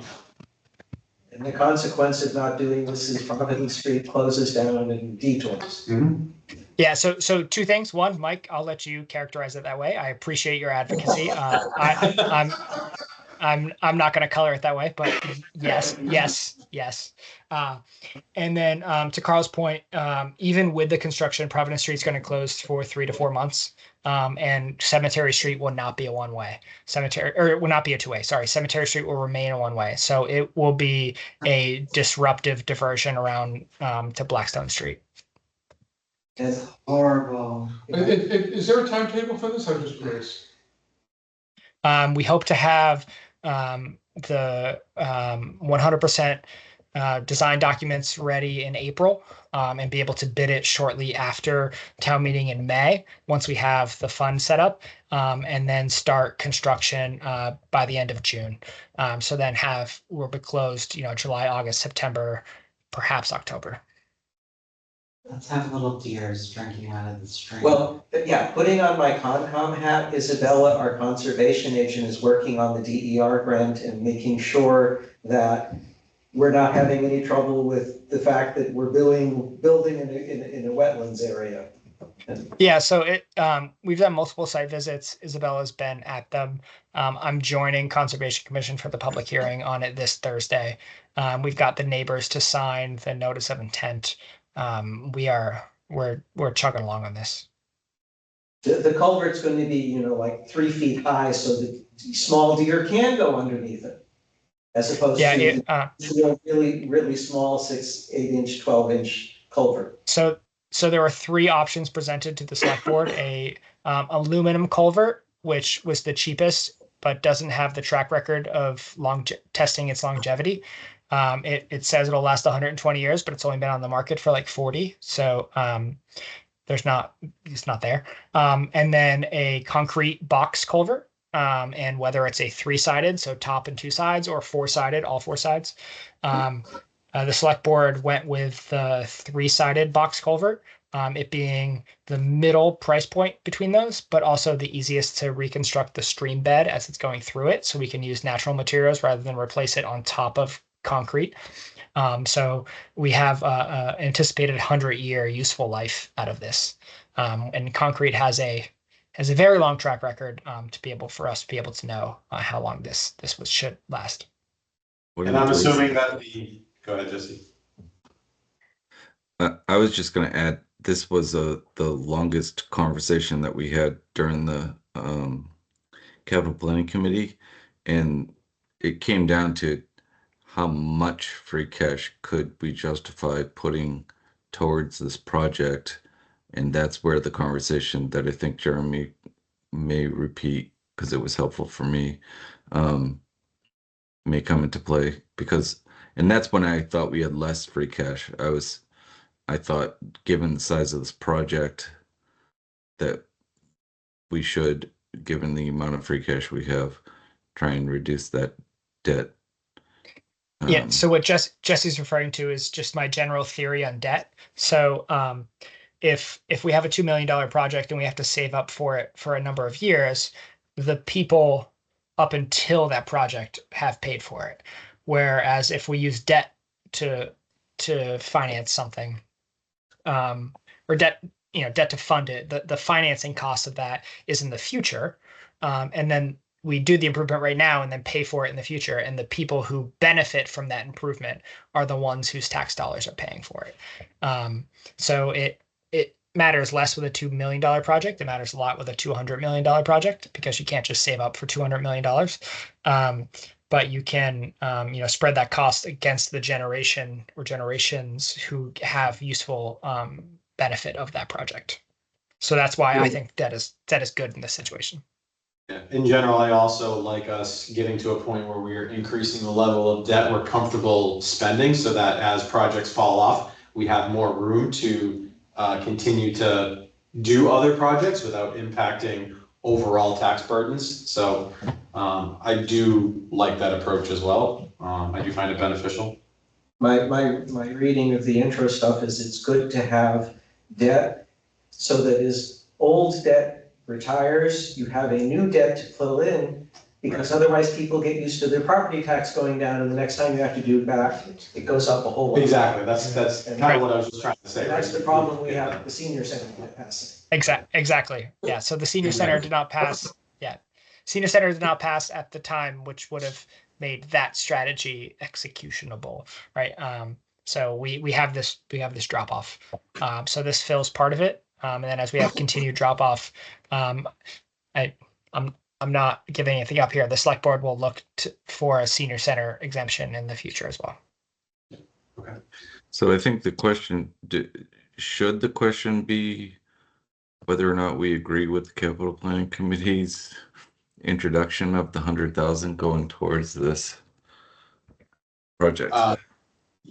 Jesse, are you arguing that that number should be higher or lower?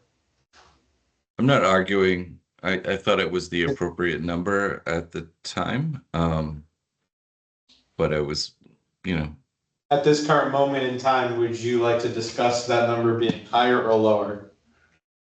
I think it's an appropriate number to have some sharing of cost of people that have already paid taxes and people that will pay taxes. So it's five, it's 5% of our available free cash. Right. And between this capital stabilization and the 300 that we already put in, that's $900,000. So near 50% of the project will be paid for by existing resources, rather than, future users. Yeah, I mean, in my opinion, there is no exact algorithm to tell you what is right or wrong. I think based on the discussion, it feels appropriate. I could argue in either direction, but I don't disagree with this approach, and I can appreciate people either wanting to go in either direction, but I think that this is an appropriate way to think about it. I'll have a I more think- informed opinion when you can tell us why we have $500,000 more of free cash than we thought we were gonna have and where the revenue generation came from. Is it because we're getting marijuana money, or is it because some other one-time event happened? Marijuana. Yeah, there was. Go ahead, Yeah, Jeremy. there was over $100,000 worth of prior year taxes paid. So that, we expect a little bit, but that was out of the norm. Marijuana revenues were not, I'll remind the committee, I did not do the fiscal 25 budget. Marijuana revenues were not included in the local receipts budget in either fiscal 24 or 25. In fiscal 24, we got about $80,000 worth of marijuana revenues. I think we got more like 110 or so in fiscal 26. So between prior year taxes and marijuana, that's approaching half of the what I thought the difference was. So I say that to say those are structural and should be included. Some of those are structural and should be included in our general fund estimates, and they are to an extent in fiscal 26. And I anticipate they will be more so in fiscal 27, while remaining conservative. So DOR will certify our tax rate and all those sorts of things. But it'll be closer to actuality, because I don't think we should be generating 10% in free cash each year. I think we should be making sure we pour that into our general fund on a regular basis. So I'm looking forward to hearing the narrative. So this is turnout gear, 21, $40,000. We did it last year at special town meeting, and it's a continuation to have additional sets. Right now, it takes, I think it's like an hour, 45 minutes to use the gear extractor once they return from an incident. So they're unable to respond to another one with proper gear. So this would be to get everyone 2 sets, which is not a requirement by any federal or state requirement, but it is a standard for fire department operations. This one was just to put it in my own head. So the reason why most fire chiefs recommend having 2 sets is in case they have 2 alarms within an hour of each other. Yeah. Okay.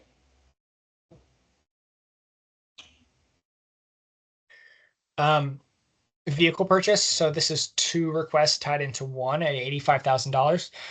So it's a inflatable boat and trailer, which is something that the fire department previously had, and the previous chief had traded in for the purchase of something else. And this would be to conduct operations on Lake Nipmuc, which they don't currently have. We have regional. We do lots of stuff regionally, but one of them is a dive team, and we have one of the members of the regional dive team on staff for us. So this would be something to be able to conduct rescue or otherwise operations on Lake Nipmuc. And then the UTV is a utility vehicle. Think of it's a side-by-side, like a John Deere Gator sort of thing. I could share some photos of what other departments have. So this would be to be able to respond in kind of the thickness of woodlands that aren't conducive to vehicles responding. And then when I say and trailer, this is not a trailer to haul the UTV. This is a trailer that the UTV hauls that has something like, sorry, Jesse, do you remember something like 8,000 gallons of water or something? I don't remember the number of gallons, but it was water. Yeah.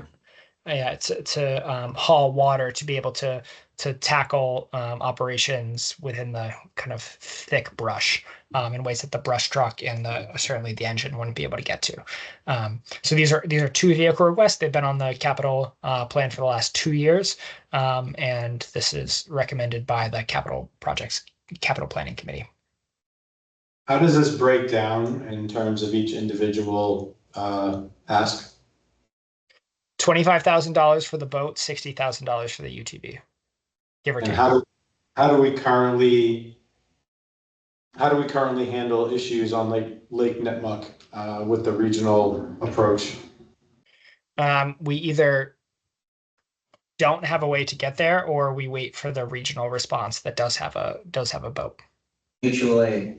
I'd like to know how often that truly happens, and I'd like to understand how often that actually happens, and the response times, and how do we believe that this will change those response times? I can get the fire chief to join the next meeting, just because I don't think I can do that conversation justice.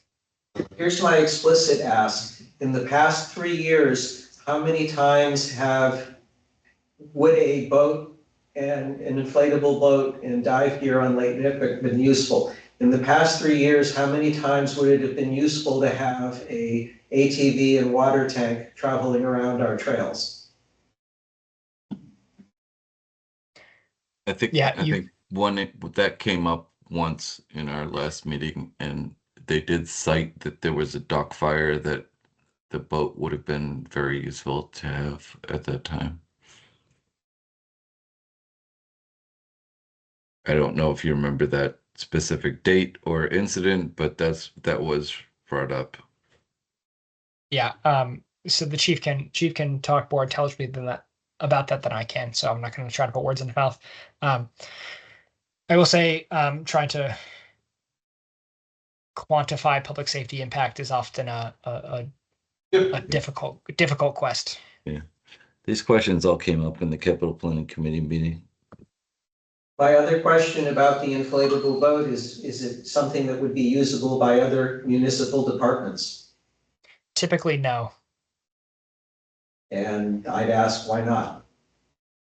And hearing that, well, because during the hour that a code enforcement officer might be using their boat, there might be an incident. My pushback is, really? How hard is it to call the code enforcement officer, please come back to the, Lake Nipmuc isn't that large. And you'd already have the boat in the water, so in effect, it'd be a lot faster response time. Yeah, again, I'm not gonna put words in public safety's mouth, because we'll ask him to join. So we'll just take a note that at our next meeting, when we get together to vote on all of these, we'll have the chief come, and we can do this one first. That way he can come in and out. So. The next one is a highway backhoe. So we have a backhoe right now that has been listed on the capital plan for the last 2 fiscal years as a fiscal 2026 replacement. This is the #1 priority for the highway department. It's about $175,000. Our current backhoe has a little bit of trade-in value left to it. So it becomes that question on, how many years do you run it kind of into the ground where it has no useful life, or do you trade it in kind of for scrap or for useful life? So I believe we have an estimate about $15,000 worth of trade-in value. So we'd ask the select board to surplus that vehicle in advance of this. But this is a current piece of equipment that it's not an add to the roster. It replaces an important piece that is at the end of life. My son works at Milton Cat, and his wild ass estimate is that a backhoe would be anywhere from 150,000 to like 2 million, depending on what you get. Is the highway department planning on getting new, used, refurbished by a manufacturer? What's the expected lifespan of it before we want to trade it in again? So we're not necessarily looking at a cat. I agree, but I'm just saying, are we planning on buying new or used? You don't talk about what brand at this town meeting level. That's department heads. Yeah, I wouldn't want to restrict the motion to new or used either. My anticipation is we look new. And then oftentimes we can find something that is either demoed or kind of last model year, which is something we've done with cruisers recently. But my anticipation is we would be looking for a new purchase. Jeremy, I'm glad you actually brought that up. Maybe this is a great conversation for Mr. Mike Goddard, because this is the exact example and the same exact type of approach that we voted to recommend to the town the purchase of the new vehicles for the fire department and the police department, of which there was a stipulation that we would have a discussion with the finance committee of whether it would be an electric vehicle or a gas vehicle. Those decisions were made, the discussions with the finance committee were not had. So I do think that Carl's questions are valid. I think we should get answers, and I do think as part of the recommendation, we should understand the desired approach in order to make that recommendation. If we don't know the desired approach, then I would caution my fellow committee members to actually recommend the article. So what's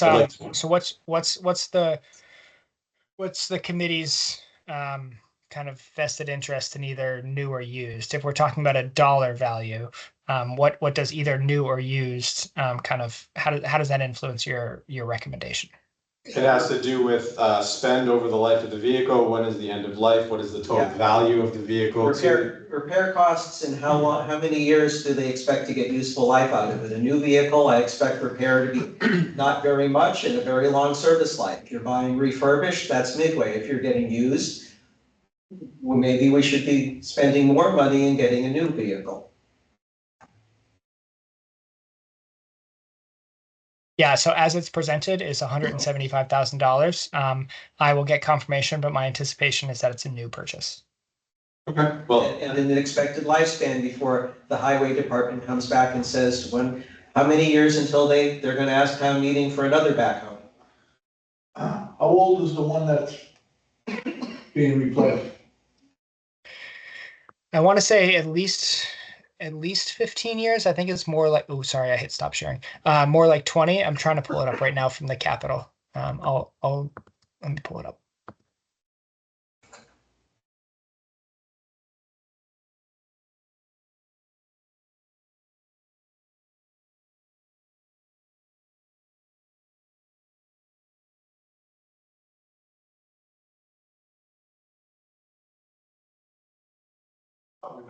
Not too long ago. back home now. That was the Street sweeper, street sweeper. No, before probably a dump truck. I think there was a dump truck. I don't remember a backhoe in my, it was before my tenure. I do remember the dump truck and definitely the sweeper. It's a nice sweeper. I actually Smoke photo for the amount of money. Yeah, I did see it. It actually came down twice this summer. Yeah. Since spring, yeah. So the original age is not in my capital planning document, but what it says is there was considerable, significant major repairs done in fiscal 25 and anticipate more repairs in the future. So this is us trying to get ahead of it. Sorry, it's a 2003. There we go. The one that we want to, our current one is a 2003. And if we wait another couple of years, it's going to be crap and we can't surplus it and get a trade. And we'll put more money into it between now and then. So it's a 2003, which required significant investment in fiscal 25 and looking to replace it. For fiscal 27. What's the brand name? Well, it's a John Deere that we currently have. Oh, current one. Yeah, so in the essence of having the owners of the articles being able to talk to these details, we'll take a note that I think John needs to come talk to us about the highway backhoe. Unless, Jesse, you are on the Capital Committee, is there anything from your discussions there that you want to add to maybe just add to the discussion about your support or not support of this? No, we didn't get any more detail on this one. We didn't talk about this one as It was- detailed as we have here. Yeah, John wasn't at capital planning. It was me talking Yeah. about it. A lot of the same points I've made here about this was their number one prioritization. It's at the end of life. Yeah, We okay. had to move our meeting, and we only met with the chief of the fire department. We did not meet with the highway department. Okay, so I'm going to suggest that at our next meeting, we also have John talk to this article and provide those details. It's my personal opinion is that this is not about whether we should or shouldn't do this. It's just about laying out all of the details so we see the full financial impact to the town through end of life and have a desire or have an impact on where those decisions may go. To Carl's previous point, we could recommend spending more to get a better vehicle that has a better long-term play because that is a better financial decision for the town. So it's not about yes or no, it's just about understanding the approach in order to be able to vote on yes or no. And I don't think it'll stay in the consent calendar, not at 175,000. Yeah. Someone's gonna call that. We had a street sweeper on the consent calendar.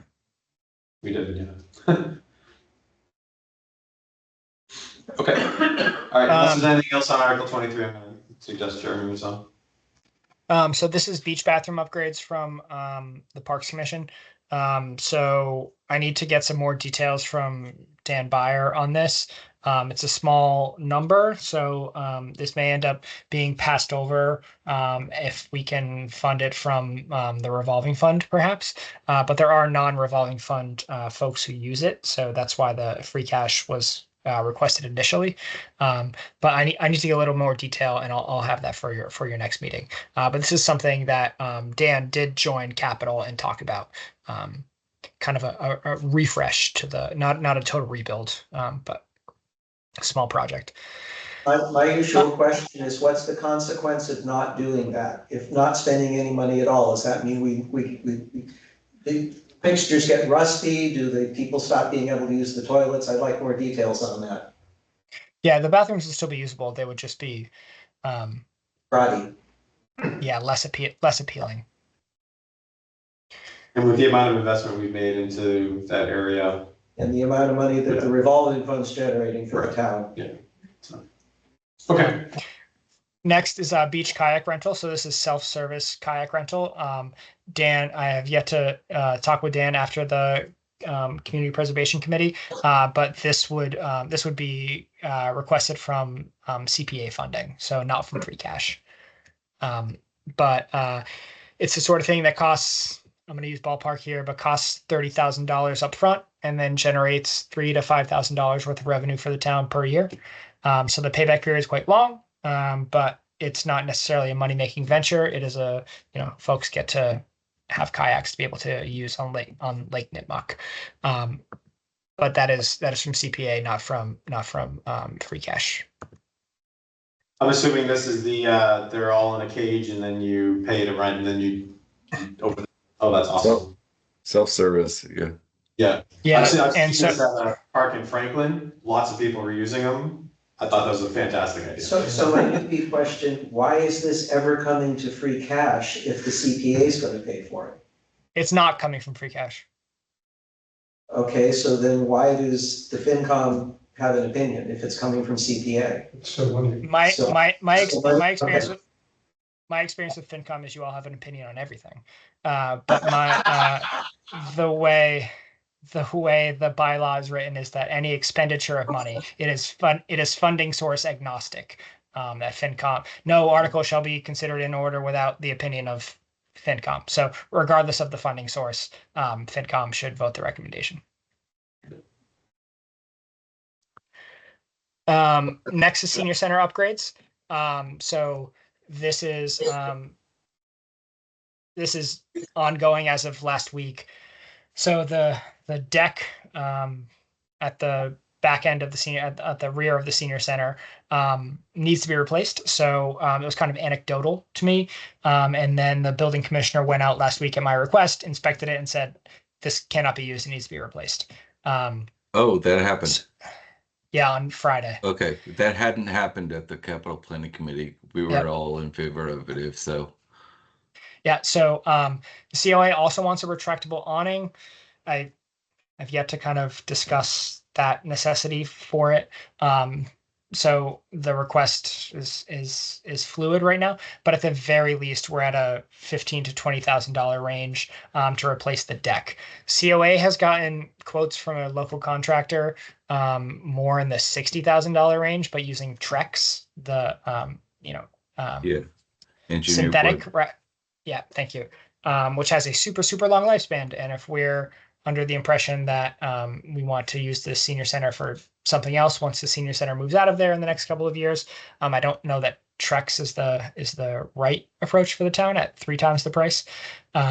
So we're going through that recommendation now, but at the very least, we'll be looking for a pressure treated lumber solution to replace the deck behind the senior center.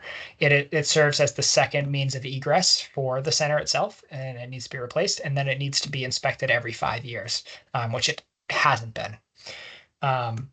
The senior center also asked for a second means of egress from the second floor. So if you've all been to the senior center, there's 5 or 6 steps that go up to a second floor in addition.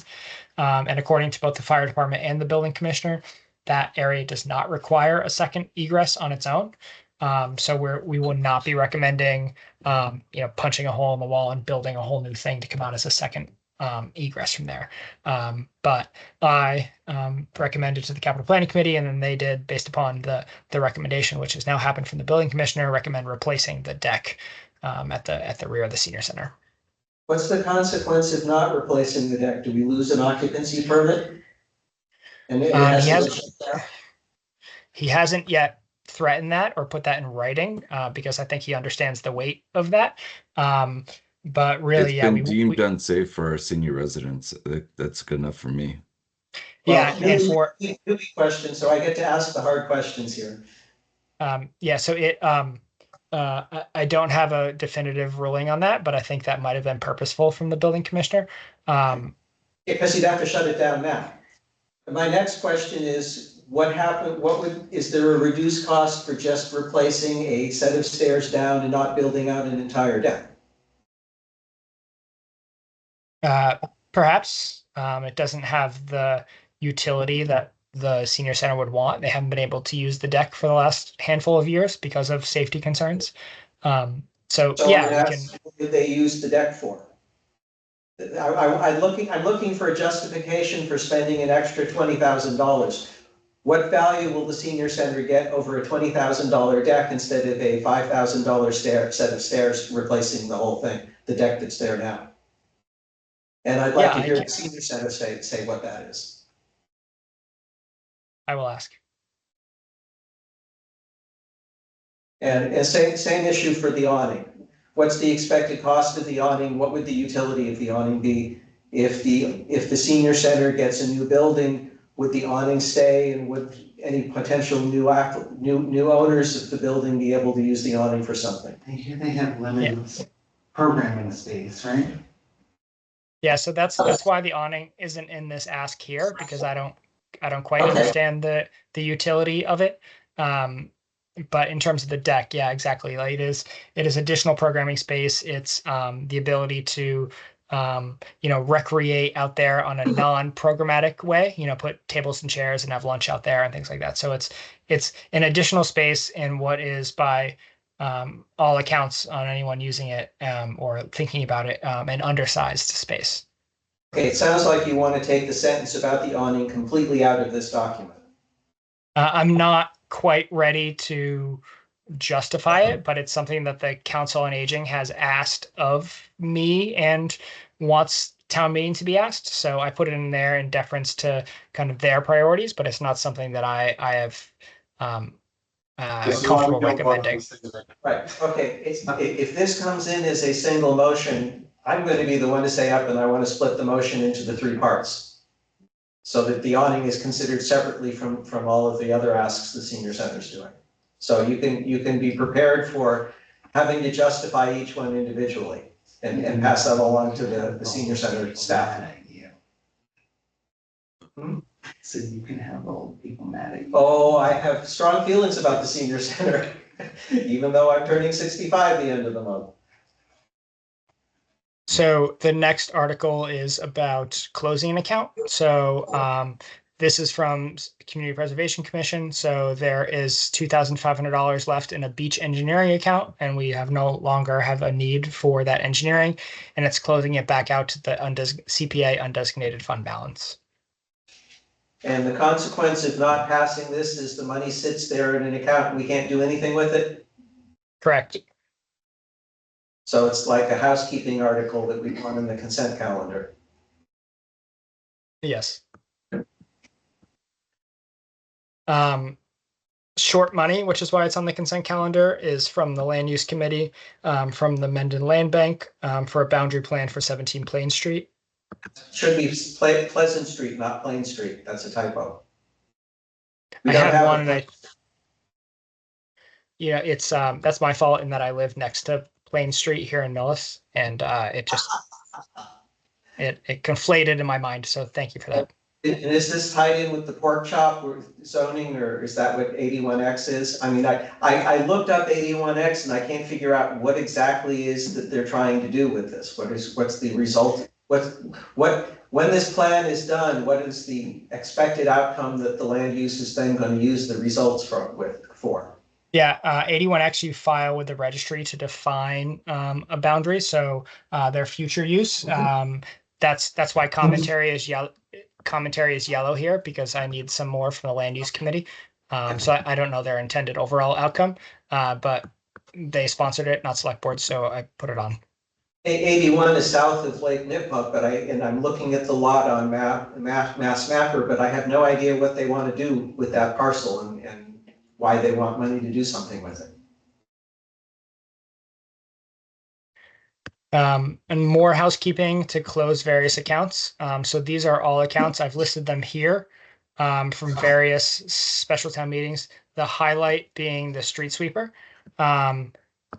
We ended up being able to purchase a vehicle that was on the lot rather than order the next year's vehicle. So there was considerable savings. So of the 52,000, there's 39,000 savings. The order of this is the departments. So it's the account string by which these are identified. So we start with select board sorts of things and then end up with, which is 122. And then we end up with library, which is 610. So that's why it's organized this way. But some of them are very silly, right? $7.72. And then there are some larger amounts, projects that I have confirmed with each department head that these projects are over. There are other ones that I thought would be over and either aren't or haven't gotten confirmation about. But this would close out $52,000 back to free cash. For the next draft, you sort this either by column 2 or column 3. It doesn't make any sense the way you've got it in here now. Yeah, I mean, I just said what the sense is that it was sorted. But yeah, I'll look at that.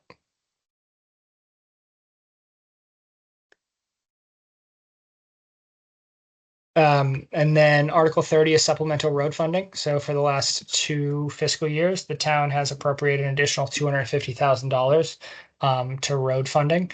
The highway superintendent came to select board last Wednesday. I encourage you to watch his presentation about what the plans are and what he would do with an additional $250,000. So we can have that, this is what we would do with an additional 250. That'll be part of the commentary here.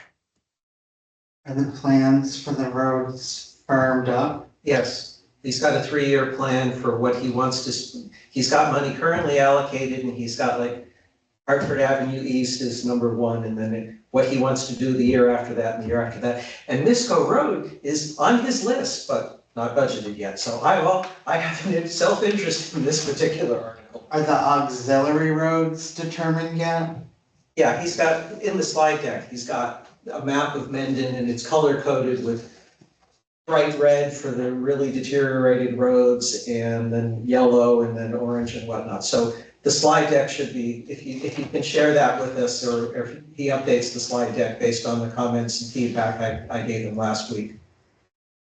So we did a study with Beta Engineering, I want to say 2 to 3 fiscal years ago, that gave a cost benefit analysis of the roads, their investment, right? And it gave its usage, it's the level of repair needed, and we're working our way through that list. So after fiscal year 26, we'll have ticked off, I think 5 of the top 6, or 5 of the top 7 maybe, on that list. And then, the rest of it, you can't all be distilled down to math. So there's the local knowledge, so to speak, that comes into the decisions on some smaller stuff, like Morrison Drive was not high up on the cost benefit analysis, but it's riddled with potholes, and our emergency vehicles go over it every day.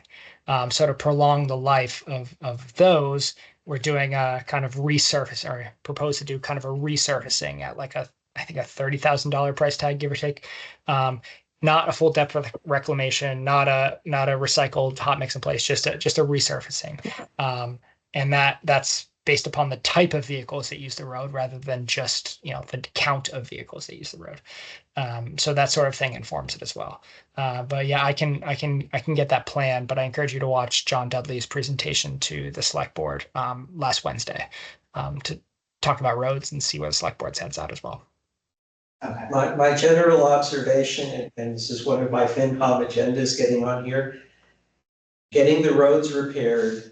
I've got 10 people on my street saying they will vote down a senior center exclusion until the roads are fixed. So I'm all in favor of taking as much money as we can and fixing the roads before that kind of major project comes up again. That was my overarching comment throughout the whole entire 3 hours of the capital planning committee was, let's fix our roads before we buy toys. So I will inform the committee that, so chapter 90, which is with the state funding formula for roads, I forget the specifics, but I think it's something like 50% based upon your roadway miles, and then 25% each based upon your population and your employment. And there is a $200 million pot that gets sliced up to. In fiscal year 26, it was included in the bond bill and then funded and appropriated. There's an additional $100 million in Chapter 90 that is allocated solely on roadway miles. So that gave us a $200 and something thousand increase in our Chapter 90 appropriation for 2026, above what our historical average of around 300,000 had been. We don't expect that in 2027 or going forward. That that's a bit of a one-time issue. We think it's it has been the millionaire's surtax, which has to be earmarked for education and transportation. That cash flow has been dedicated to, some of that cash flow has been dedicated to the bonds that are funding this. So we don't anticipate this every year. So we're hopeful that we can do, this 250 has been supplemental to Chapter 90, and we're hopeful that we can, essentially double that supplemental just this 1 year and get even more done, which John covers in his presentation. Another observation I'll make about roads, we talked earlier about a multi-use track vehicle that the highway department is leasing and will want to replace. The highway super said that we can spend $35,000, $40,000. All of the money we spend now for road repair, we go and hire a contractor. If we have the mill head equipment and a trackless thing, instead of going out with a dump truck and putting in asphalt, he can go in and grind down part of the road and do that on a patch basis. And I think that would be a big thing. It's time that the highway department staff aren't doing other work, but it's building up our road infrastructure. So I will be looking forward to the highway department coming up with that request and encourage that. Yeah, I will say it may not even make it to this committee. It may just be purchased out of, it may be recommended by capital planning and then be purchased out of the snow and ice budget. So it might not be a town meeting article depending on where the snow and ice budget lands in any particular year. Even better. Just go ahead and buy it and start using it. Okay. All right. And then I believe the rest, let me pull it back up. I have too many windows. Bylaw change, and then I've yet to write these up, but gender neutral bylaw we passed, but need a redlined version of the bylaw, so we'll have that. And then animal control bylaw changes. There are fines associated with the animal control bylaw as dictated by what's called I think it's Ollie's law. Federal or sorry, a state level statute that requires what our local bylaws look like, but it's about collection of revenue, not expenditure. So those don't have any FinCom tie-in. The town needs to see the bylaws, the gender neutral bylaws, and vote on it. I'll put on my third hat as GBRC vice chair. We passed at town meeting something saying we're going to make gender neutral language, and the Attorney General said, great. Your bylaw passed, but you didn't say what the actual changes are going to be. So now we're going to actually say on a red line, you take the document, do a Microsoft Word red line comparison and say, this word here is going to get changed from man to person. This word here is going to, And we have to vote on it? Unfortunately, yes. Yeah, and so we've done that. So we'll have the red line available to folks. That work's already done. It'll be so my plan is to have that on the consent agenda as well. And consider that a learning curve for the GBRC because we're new at this. Careful what you wish for, you just might get it. Hey, noise ordinance. I'm getting a noise bylaw. Next spring, we should be voting on that. All right, anything else related to the special town meeting?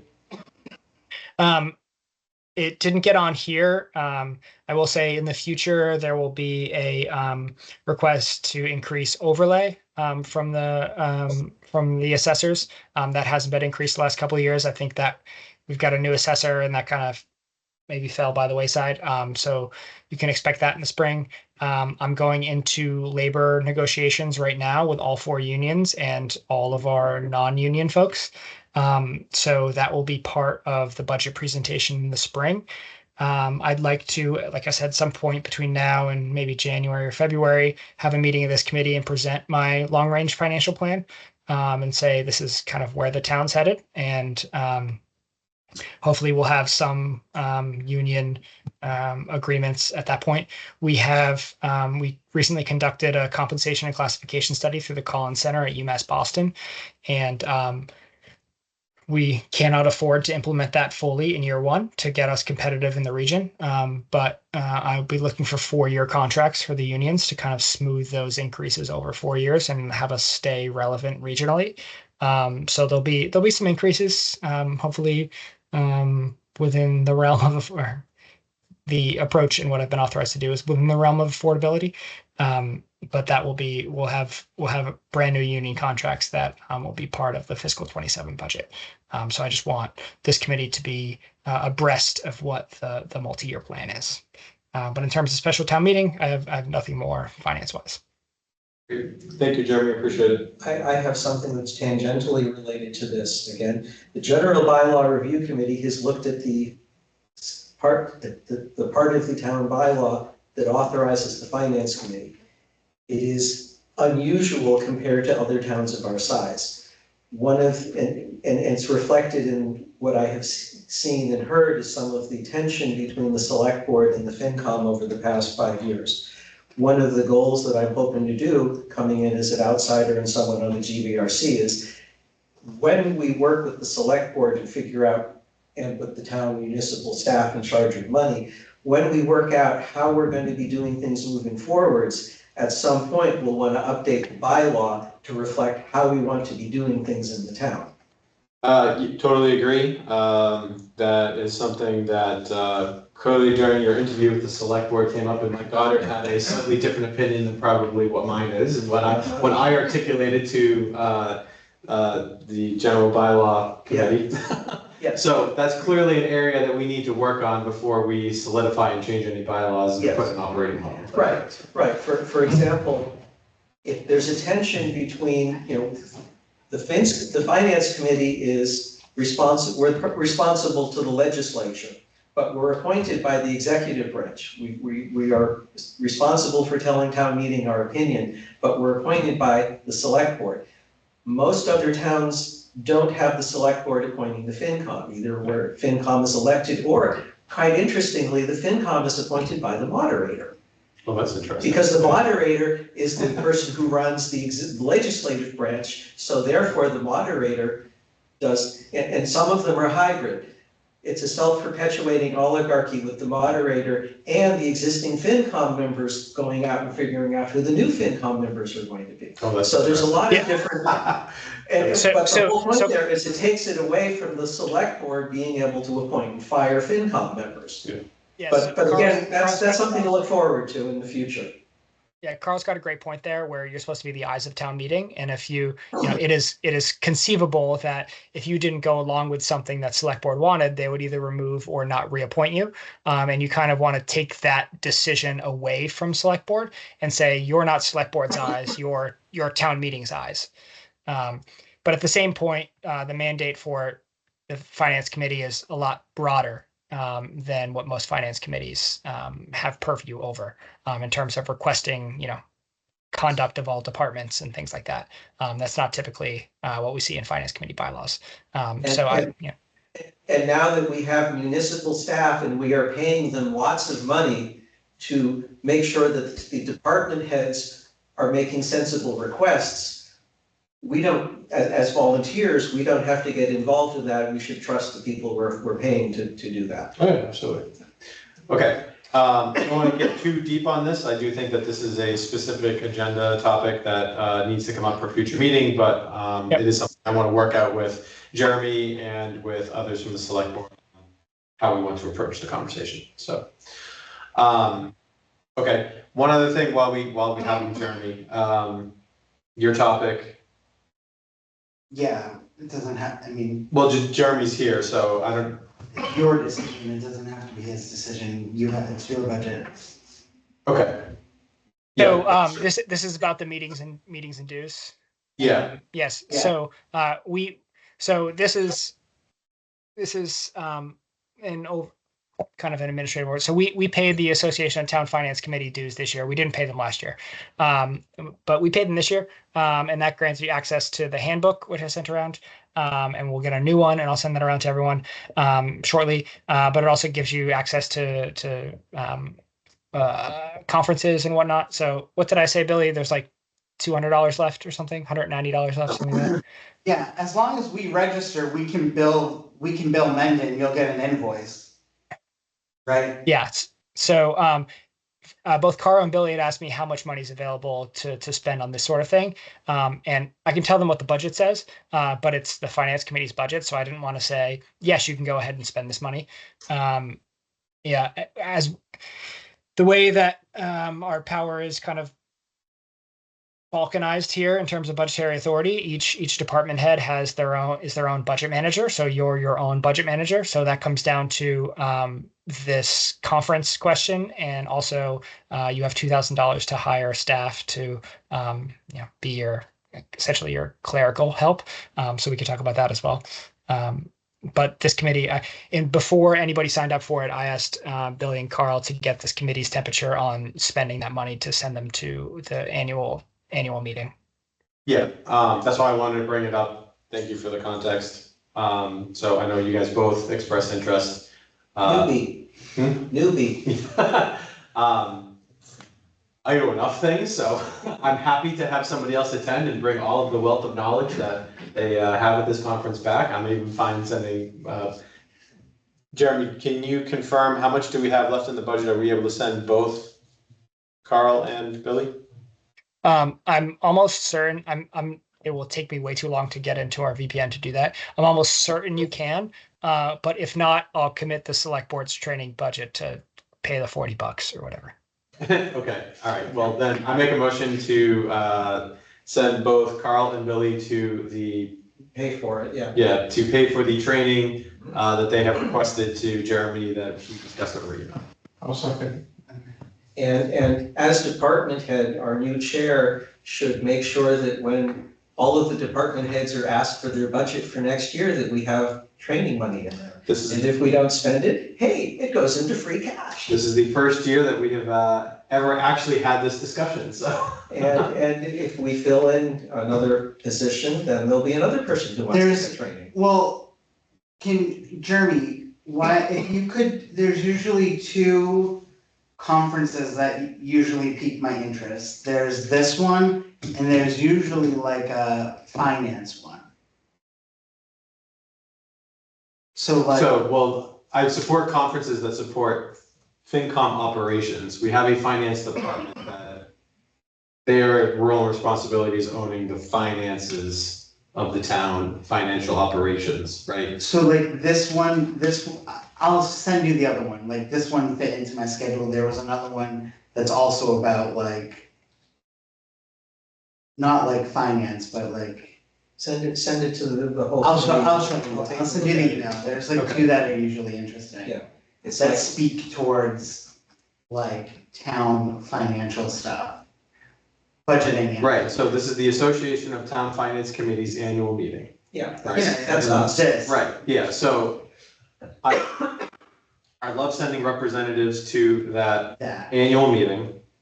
Any other training above and beyond that, we should talk about what that is and okay. its applicability to our roles and responsibilities. Yeah. There's- Right, 'cause there's- I'm There are going to a three- division of local, I'm going to a division of local services conference tomorrow, right? That's on finance, but it's about federal funding opportunities, about how we can leverage various things on our cherry sheet and state funding opportunities, That's and what I you know, was state referencing. fiscal That's state not fiscal picture. applicable. Right, so that's more on a staff side than it would be on an advisory side, because that's like nuts and bolts operations sort of stuff. The local department, the state thing, the state local department is like an oxymoron. They have a lot of free online classes and I'm working my way through their slides and videos and stuff. That is what the other one I was referencing, so Right. thank you for adding the context. Okay, so just to add to my previous motion, it was for both Billy and Carl to attend the Association of Town Finance Committee's annual meeting on Saturday, October 18th at the Sharon Community Center. You seconded? Second. All right. Any other further discussion? Just on a procedural basis, if you can bill the town, go ahead and sign up and have the invoice sent over, get it to me and we'll make sure it's paid. If you have to prepay, we don't currently have a town credit card available for that. So you put it on yours and submit for reimbursement, at which point we would need to add you to our vendor file. So if you've never been reimbursed by the town before, you need to submit a W-9, and that adds you to our vendor file. But if you can bill us, that's the easiest and we'll just pay after the fact. I hope they're willing to do that. I mean, MACC did for all the conservation commission You classes. Yeah, can do that. You can They do work that. with municipality. They exclusively work with municipalities and they know the constraints we're under. So they typically allow that. I was too afraid to do that last year, so I paid myself. But this year I will not be afraid and I will bill the town. There you go. Send it to me. All You right. gotta start throwing your response, you're a full member of the FinCom with all the rights and perquisites that gives you to spend All right, money. we still have a motion that was seconded. No further discussion. All those in favor? Zamuda, aye. Mendeley, Hubble, I. Had I, Curl eye. Gregor, aye. All right, have fun. Woo-hoo. I expect a full report. On my desk today, next day. With your TPS report covers. Why, yes, I certainly do that. On the other note that Jeremy had mentioned about the $2,000 for a clerical support staff, at the moment, my personal opinion is we've been doing okay having a member, handle meeting notes. The fact that the ownership of the FinCom book has transitioned out of the main responsibility of this committee. I'm not personally seeing a need to hire a staff for support. But I'm open to discussion if we believe we need additional support. That's going to be a consequence of the meeting between the select board and the FinCom. Yeah. My reading of that handbook is that, no, contrary to what the members of the select board may have said, it is not their budget. Absent something in the Mendon bylaws, the Mendon FinCom is responsible for presenting the budget to the town meeting, not the select board. So That's one of those, I'm not gonna, that's water under the bridge, I'm not gonna argue about it this year, but it's definitely something I want clarified and an agreement between both boards on the run-up to annual town meeting in May. Yeah, I will say, go ahead. My town administrator bylaw presentation to general bylaw review committee will place that responsibility with me. Great, then there's a bylaw that says it's not the FinCom, and then we're all set. Yeah, exactly, right, so, that's definitely that's what happened last fiscal year, I think it worked out great. I represented the budget at the town meeting as part of the FinCom, that was a change, that Elena helped move through. So I think we're getting back to the original intent of, we have the right people mechanically working through the budget. My opinion, at least of last fiscal year, is that we had, while scheduling was a little bit difficult, we did have good back and forth in the we should and shouldn't be doing and the choices that could be made in the operating budget. Jeremy owning the putting together of the book now, not called the FinCom book, right, the town report. And then me representing it for the FinCom to the town, I think was all steps in the right direction. So. And whether we need $2,000 in a budget for that, we'll have a better idea next year. Yeah, exactly. So. Yeah, and even if you don't spend it, any budget I present will keep it there because I don't want to get it eaten up somewhere else and then a FinCom 2 years from now wants it and it's not available. So even if you don't spend it, we'll keep it there at the very least. Yeah. Okay. All right. So aligning on future meeting times. I put this on here because my personal schedule is driven by kids' sports, and well, it's a new season, so therefore it's new days. I can no longer do Tuesdays, which we had previously aligned upon. So Monday evenings is my best available time. It so far seems to work for folks. I know we had asked about tonight specifically, but when we target meetings, it's nice to just say, hey, we're going to target a certain day at a certain time. And then it makes it easier for me to work with Billy and now Carl to get those things on the books moving forward. So I'm going to propose Monday evenings at 7 o'clock in general as times to target. And can we move it earlier so that when we have long wrangling discussions like this, we get home before 10 o'clock? Or your families say you don't want to be here for a 6 o'clock meeting? Yeah, it allows me to do all the personal things I need to at home with the kids and all that other stuff and dinner and so. Yeah, some of us like to have supper. Yeah, so it allows us to get home from work, have dinner with the family, calm down a little bit, and then come do our thing here. So we've had a few late nights, but they haven't been too terrible. So okay, cool. So am I going to be making the agendas, or are you going to be making the agendas? I will send you some bullet points of things that would be part of the agenda, and then you can work with Ellen to get all the mechanics done and get the room scheduled, get the agendas out on, and give her everything that we need. You'll be responsible for putting. We can do the next one together. Yep. You'll be responsible for putting the minutes together, distributing them out, make sure Ellen has them. Yeah. For the GBRC, I do the. Oh, you already know how to do everything. Well, I do the minutes, but Tom Moroli, the chair, he does all of the agendas. And so that's the division of labor we have. That's why I was asking how you wanted to do it. Okay, so in the future, the secretary of the FinCom will be responsible for posting agendas with Ellen. Okay, the town clerk. Yeah, so I will send you, and everybody is always free to reach out to me and say, hey, I'd like to have X, Y, and Z on the agenda, but I will say, Carl, we want to target this Monday at 7 p.m. These are the bullet points, and then you take it from there. There are two agenda items that I'm going to recommend putting on.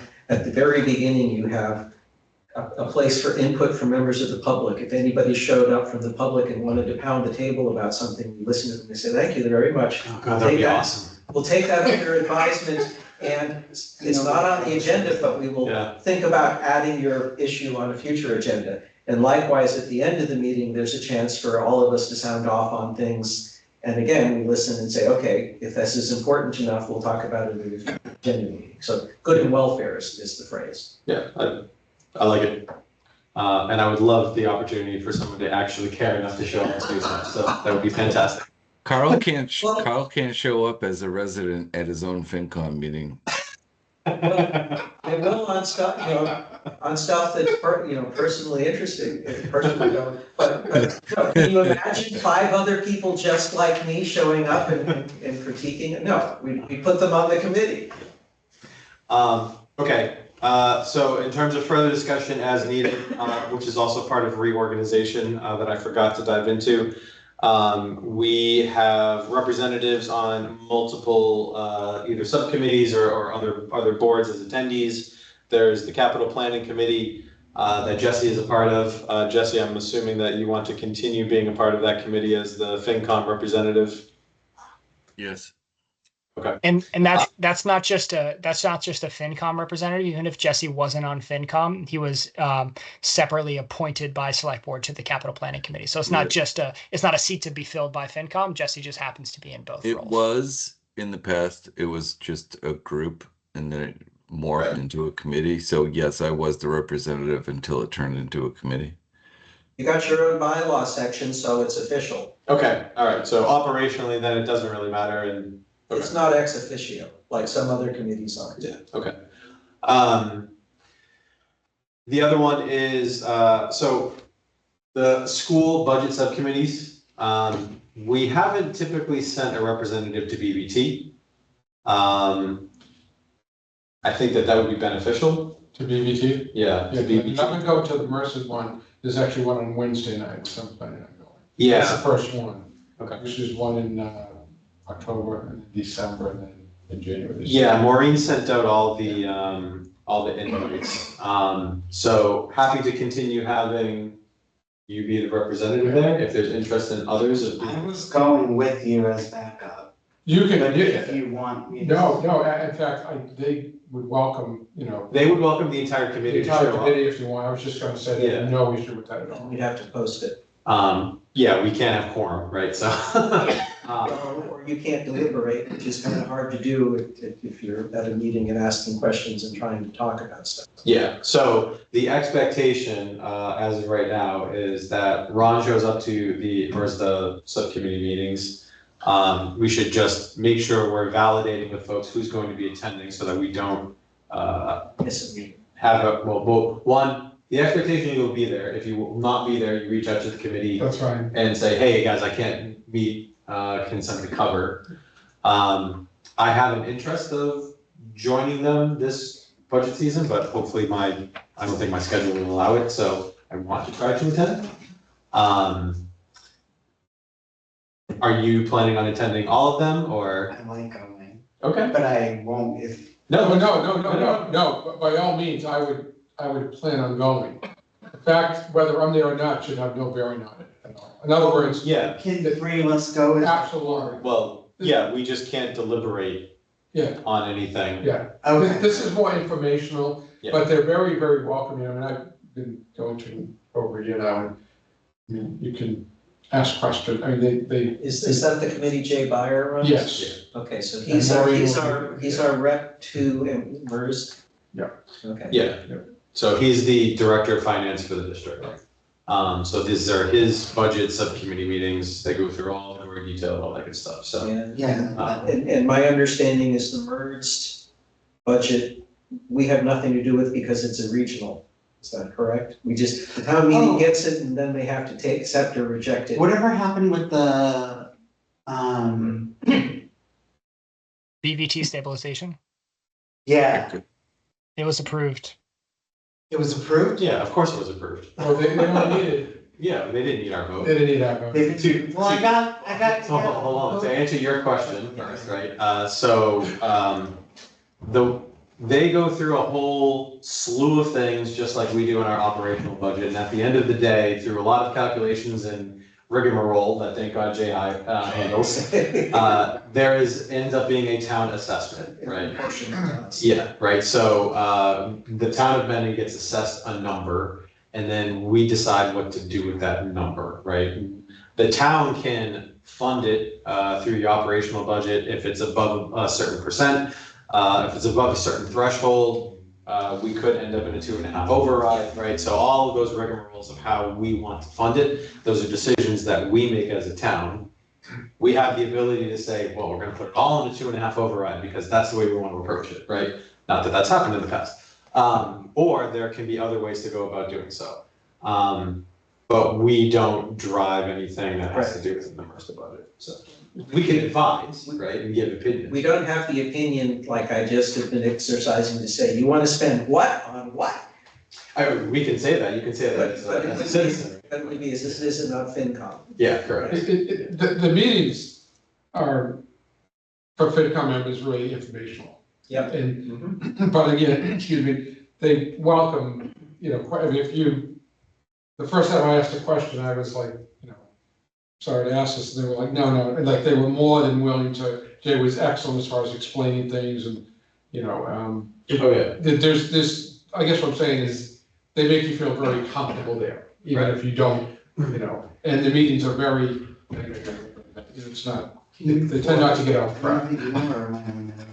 I'll have to look who it got sent to. I thought it got sent to FinCom. But... Yeah, I didn't get it, but I've been looking on the, she may have just sent it to me as the chair, so. You want to forward it, I mean, it's not probably. Yeah, I'll forward it to you guys. Because I don't know what time, last time I showed up a little late because it was, I usually show up at 7 and it was like 6:30 they started, but. Okay, I'll forward it to both of you. Would anybody else like to have it forwarded to them? Yes, please. Okay. Just send it to the whole distribution list. Yeah, I'll send it to everybody. Yeah. BBT, does anybody want to volunteer to go to the BBT subcommittee meetings? Not after the annual meeting last year, no. Sorry about that. Where is their meetings? Guessing to be up. I'm assuming that at the school. I actually don't know. Yeah. There's, Right across the street from Nipmuc. The one with all the solar panels? Next to the field? I really should know that. Wait till your kids get older, you'll be very familiar with the sports fields. It's where I have to go all the time now since the bridge is closed, but no. Is Nipmuc's near Misco, isn't it? No, it's further.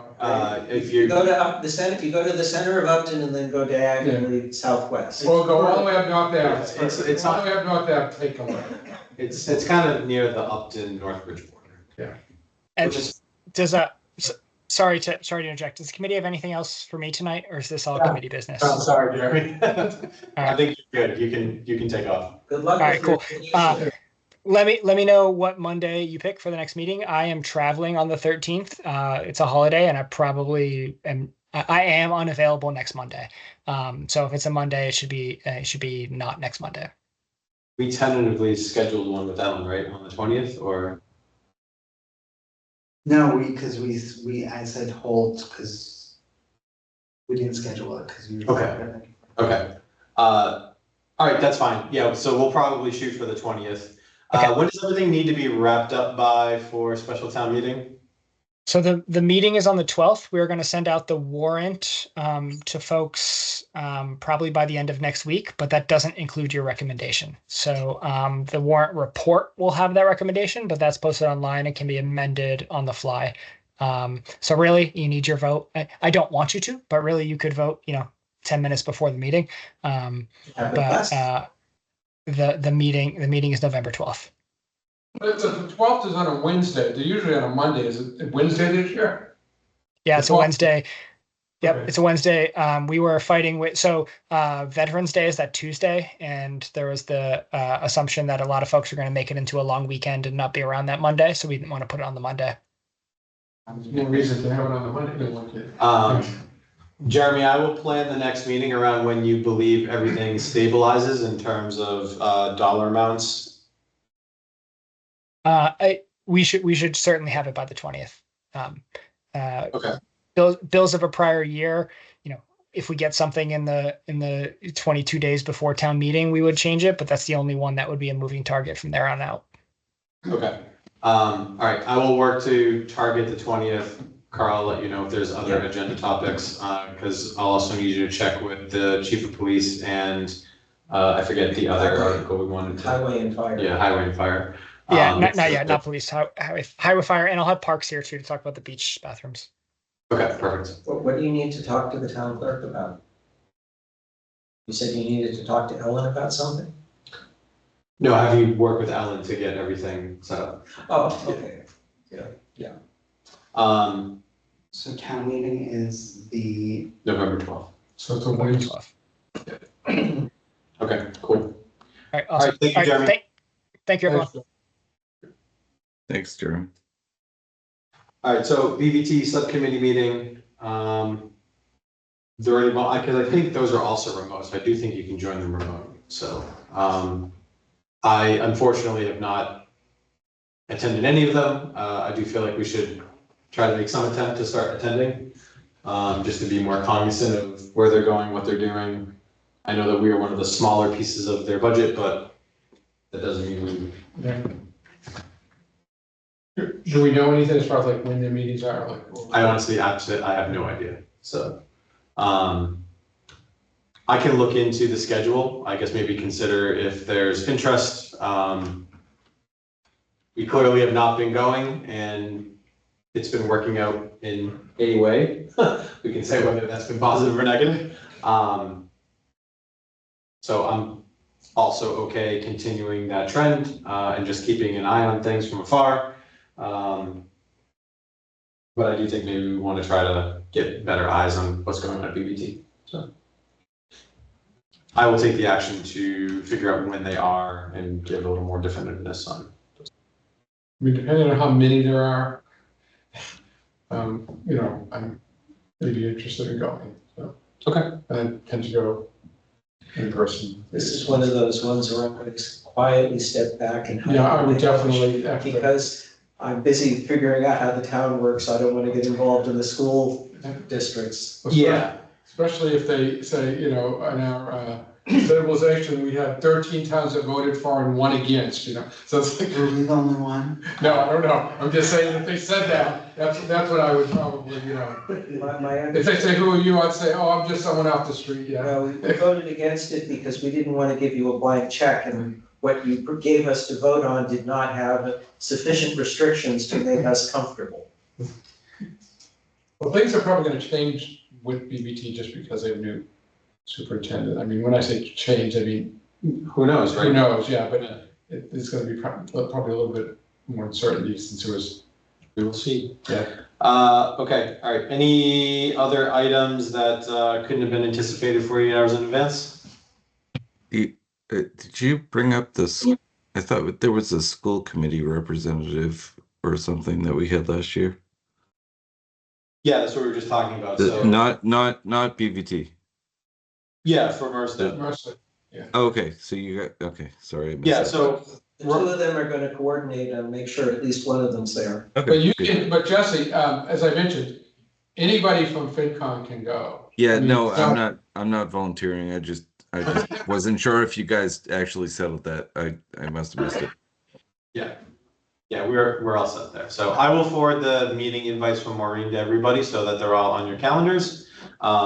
We just need to make sure we're cognizant of how we discuss things should more than 3 of us at this point show up. So And it's right at, by the way, it's right at Misco. Yeah. So, superintendent. okay, hearing no other items that couldn't have been anticipated 40 hours in advance, can I get a motion to close the meeting? I so moved. Second, All right, roll call vote. All those in favor? Sumita, aye. Mandalay, Hummel, aye. Probably. Gregor, aye. Meeting is closed at 9:34 p.m. Thank you, folks. Good night, everyone. Good night, good night. Thanks, Mike. guys. Good to see If everybody. you are gonna go, Billy, to the Mercer meeting, so in Misco, one bit of advice, so go to the right of the building and drive way down and park there, because that's where the superintendent's office. The first time I went in the front, and I'm walking like, you know,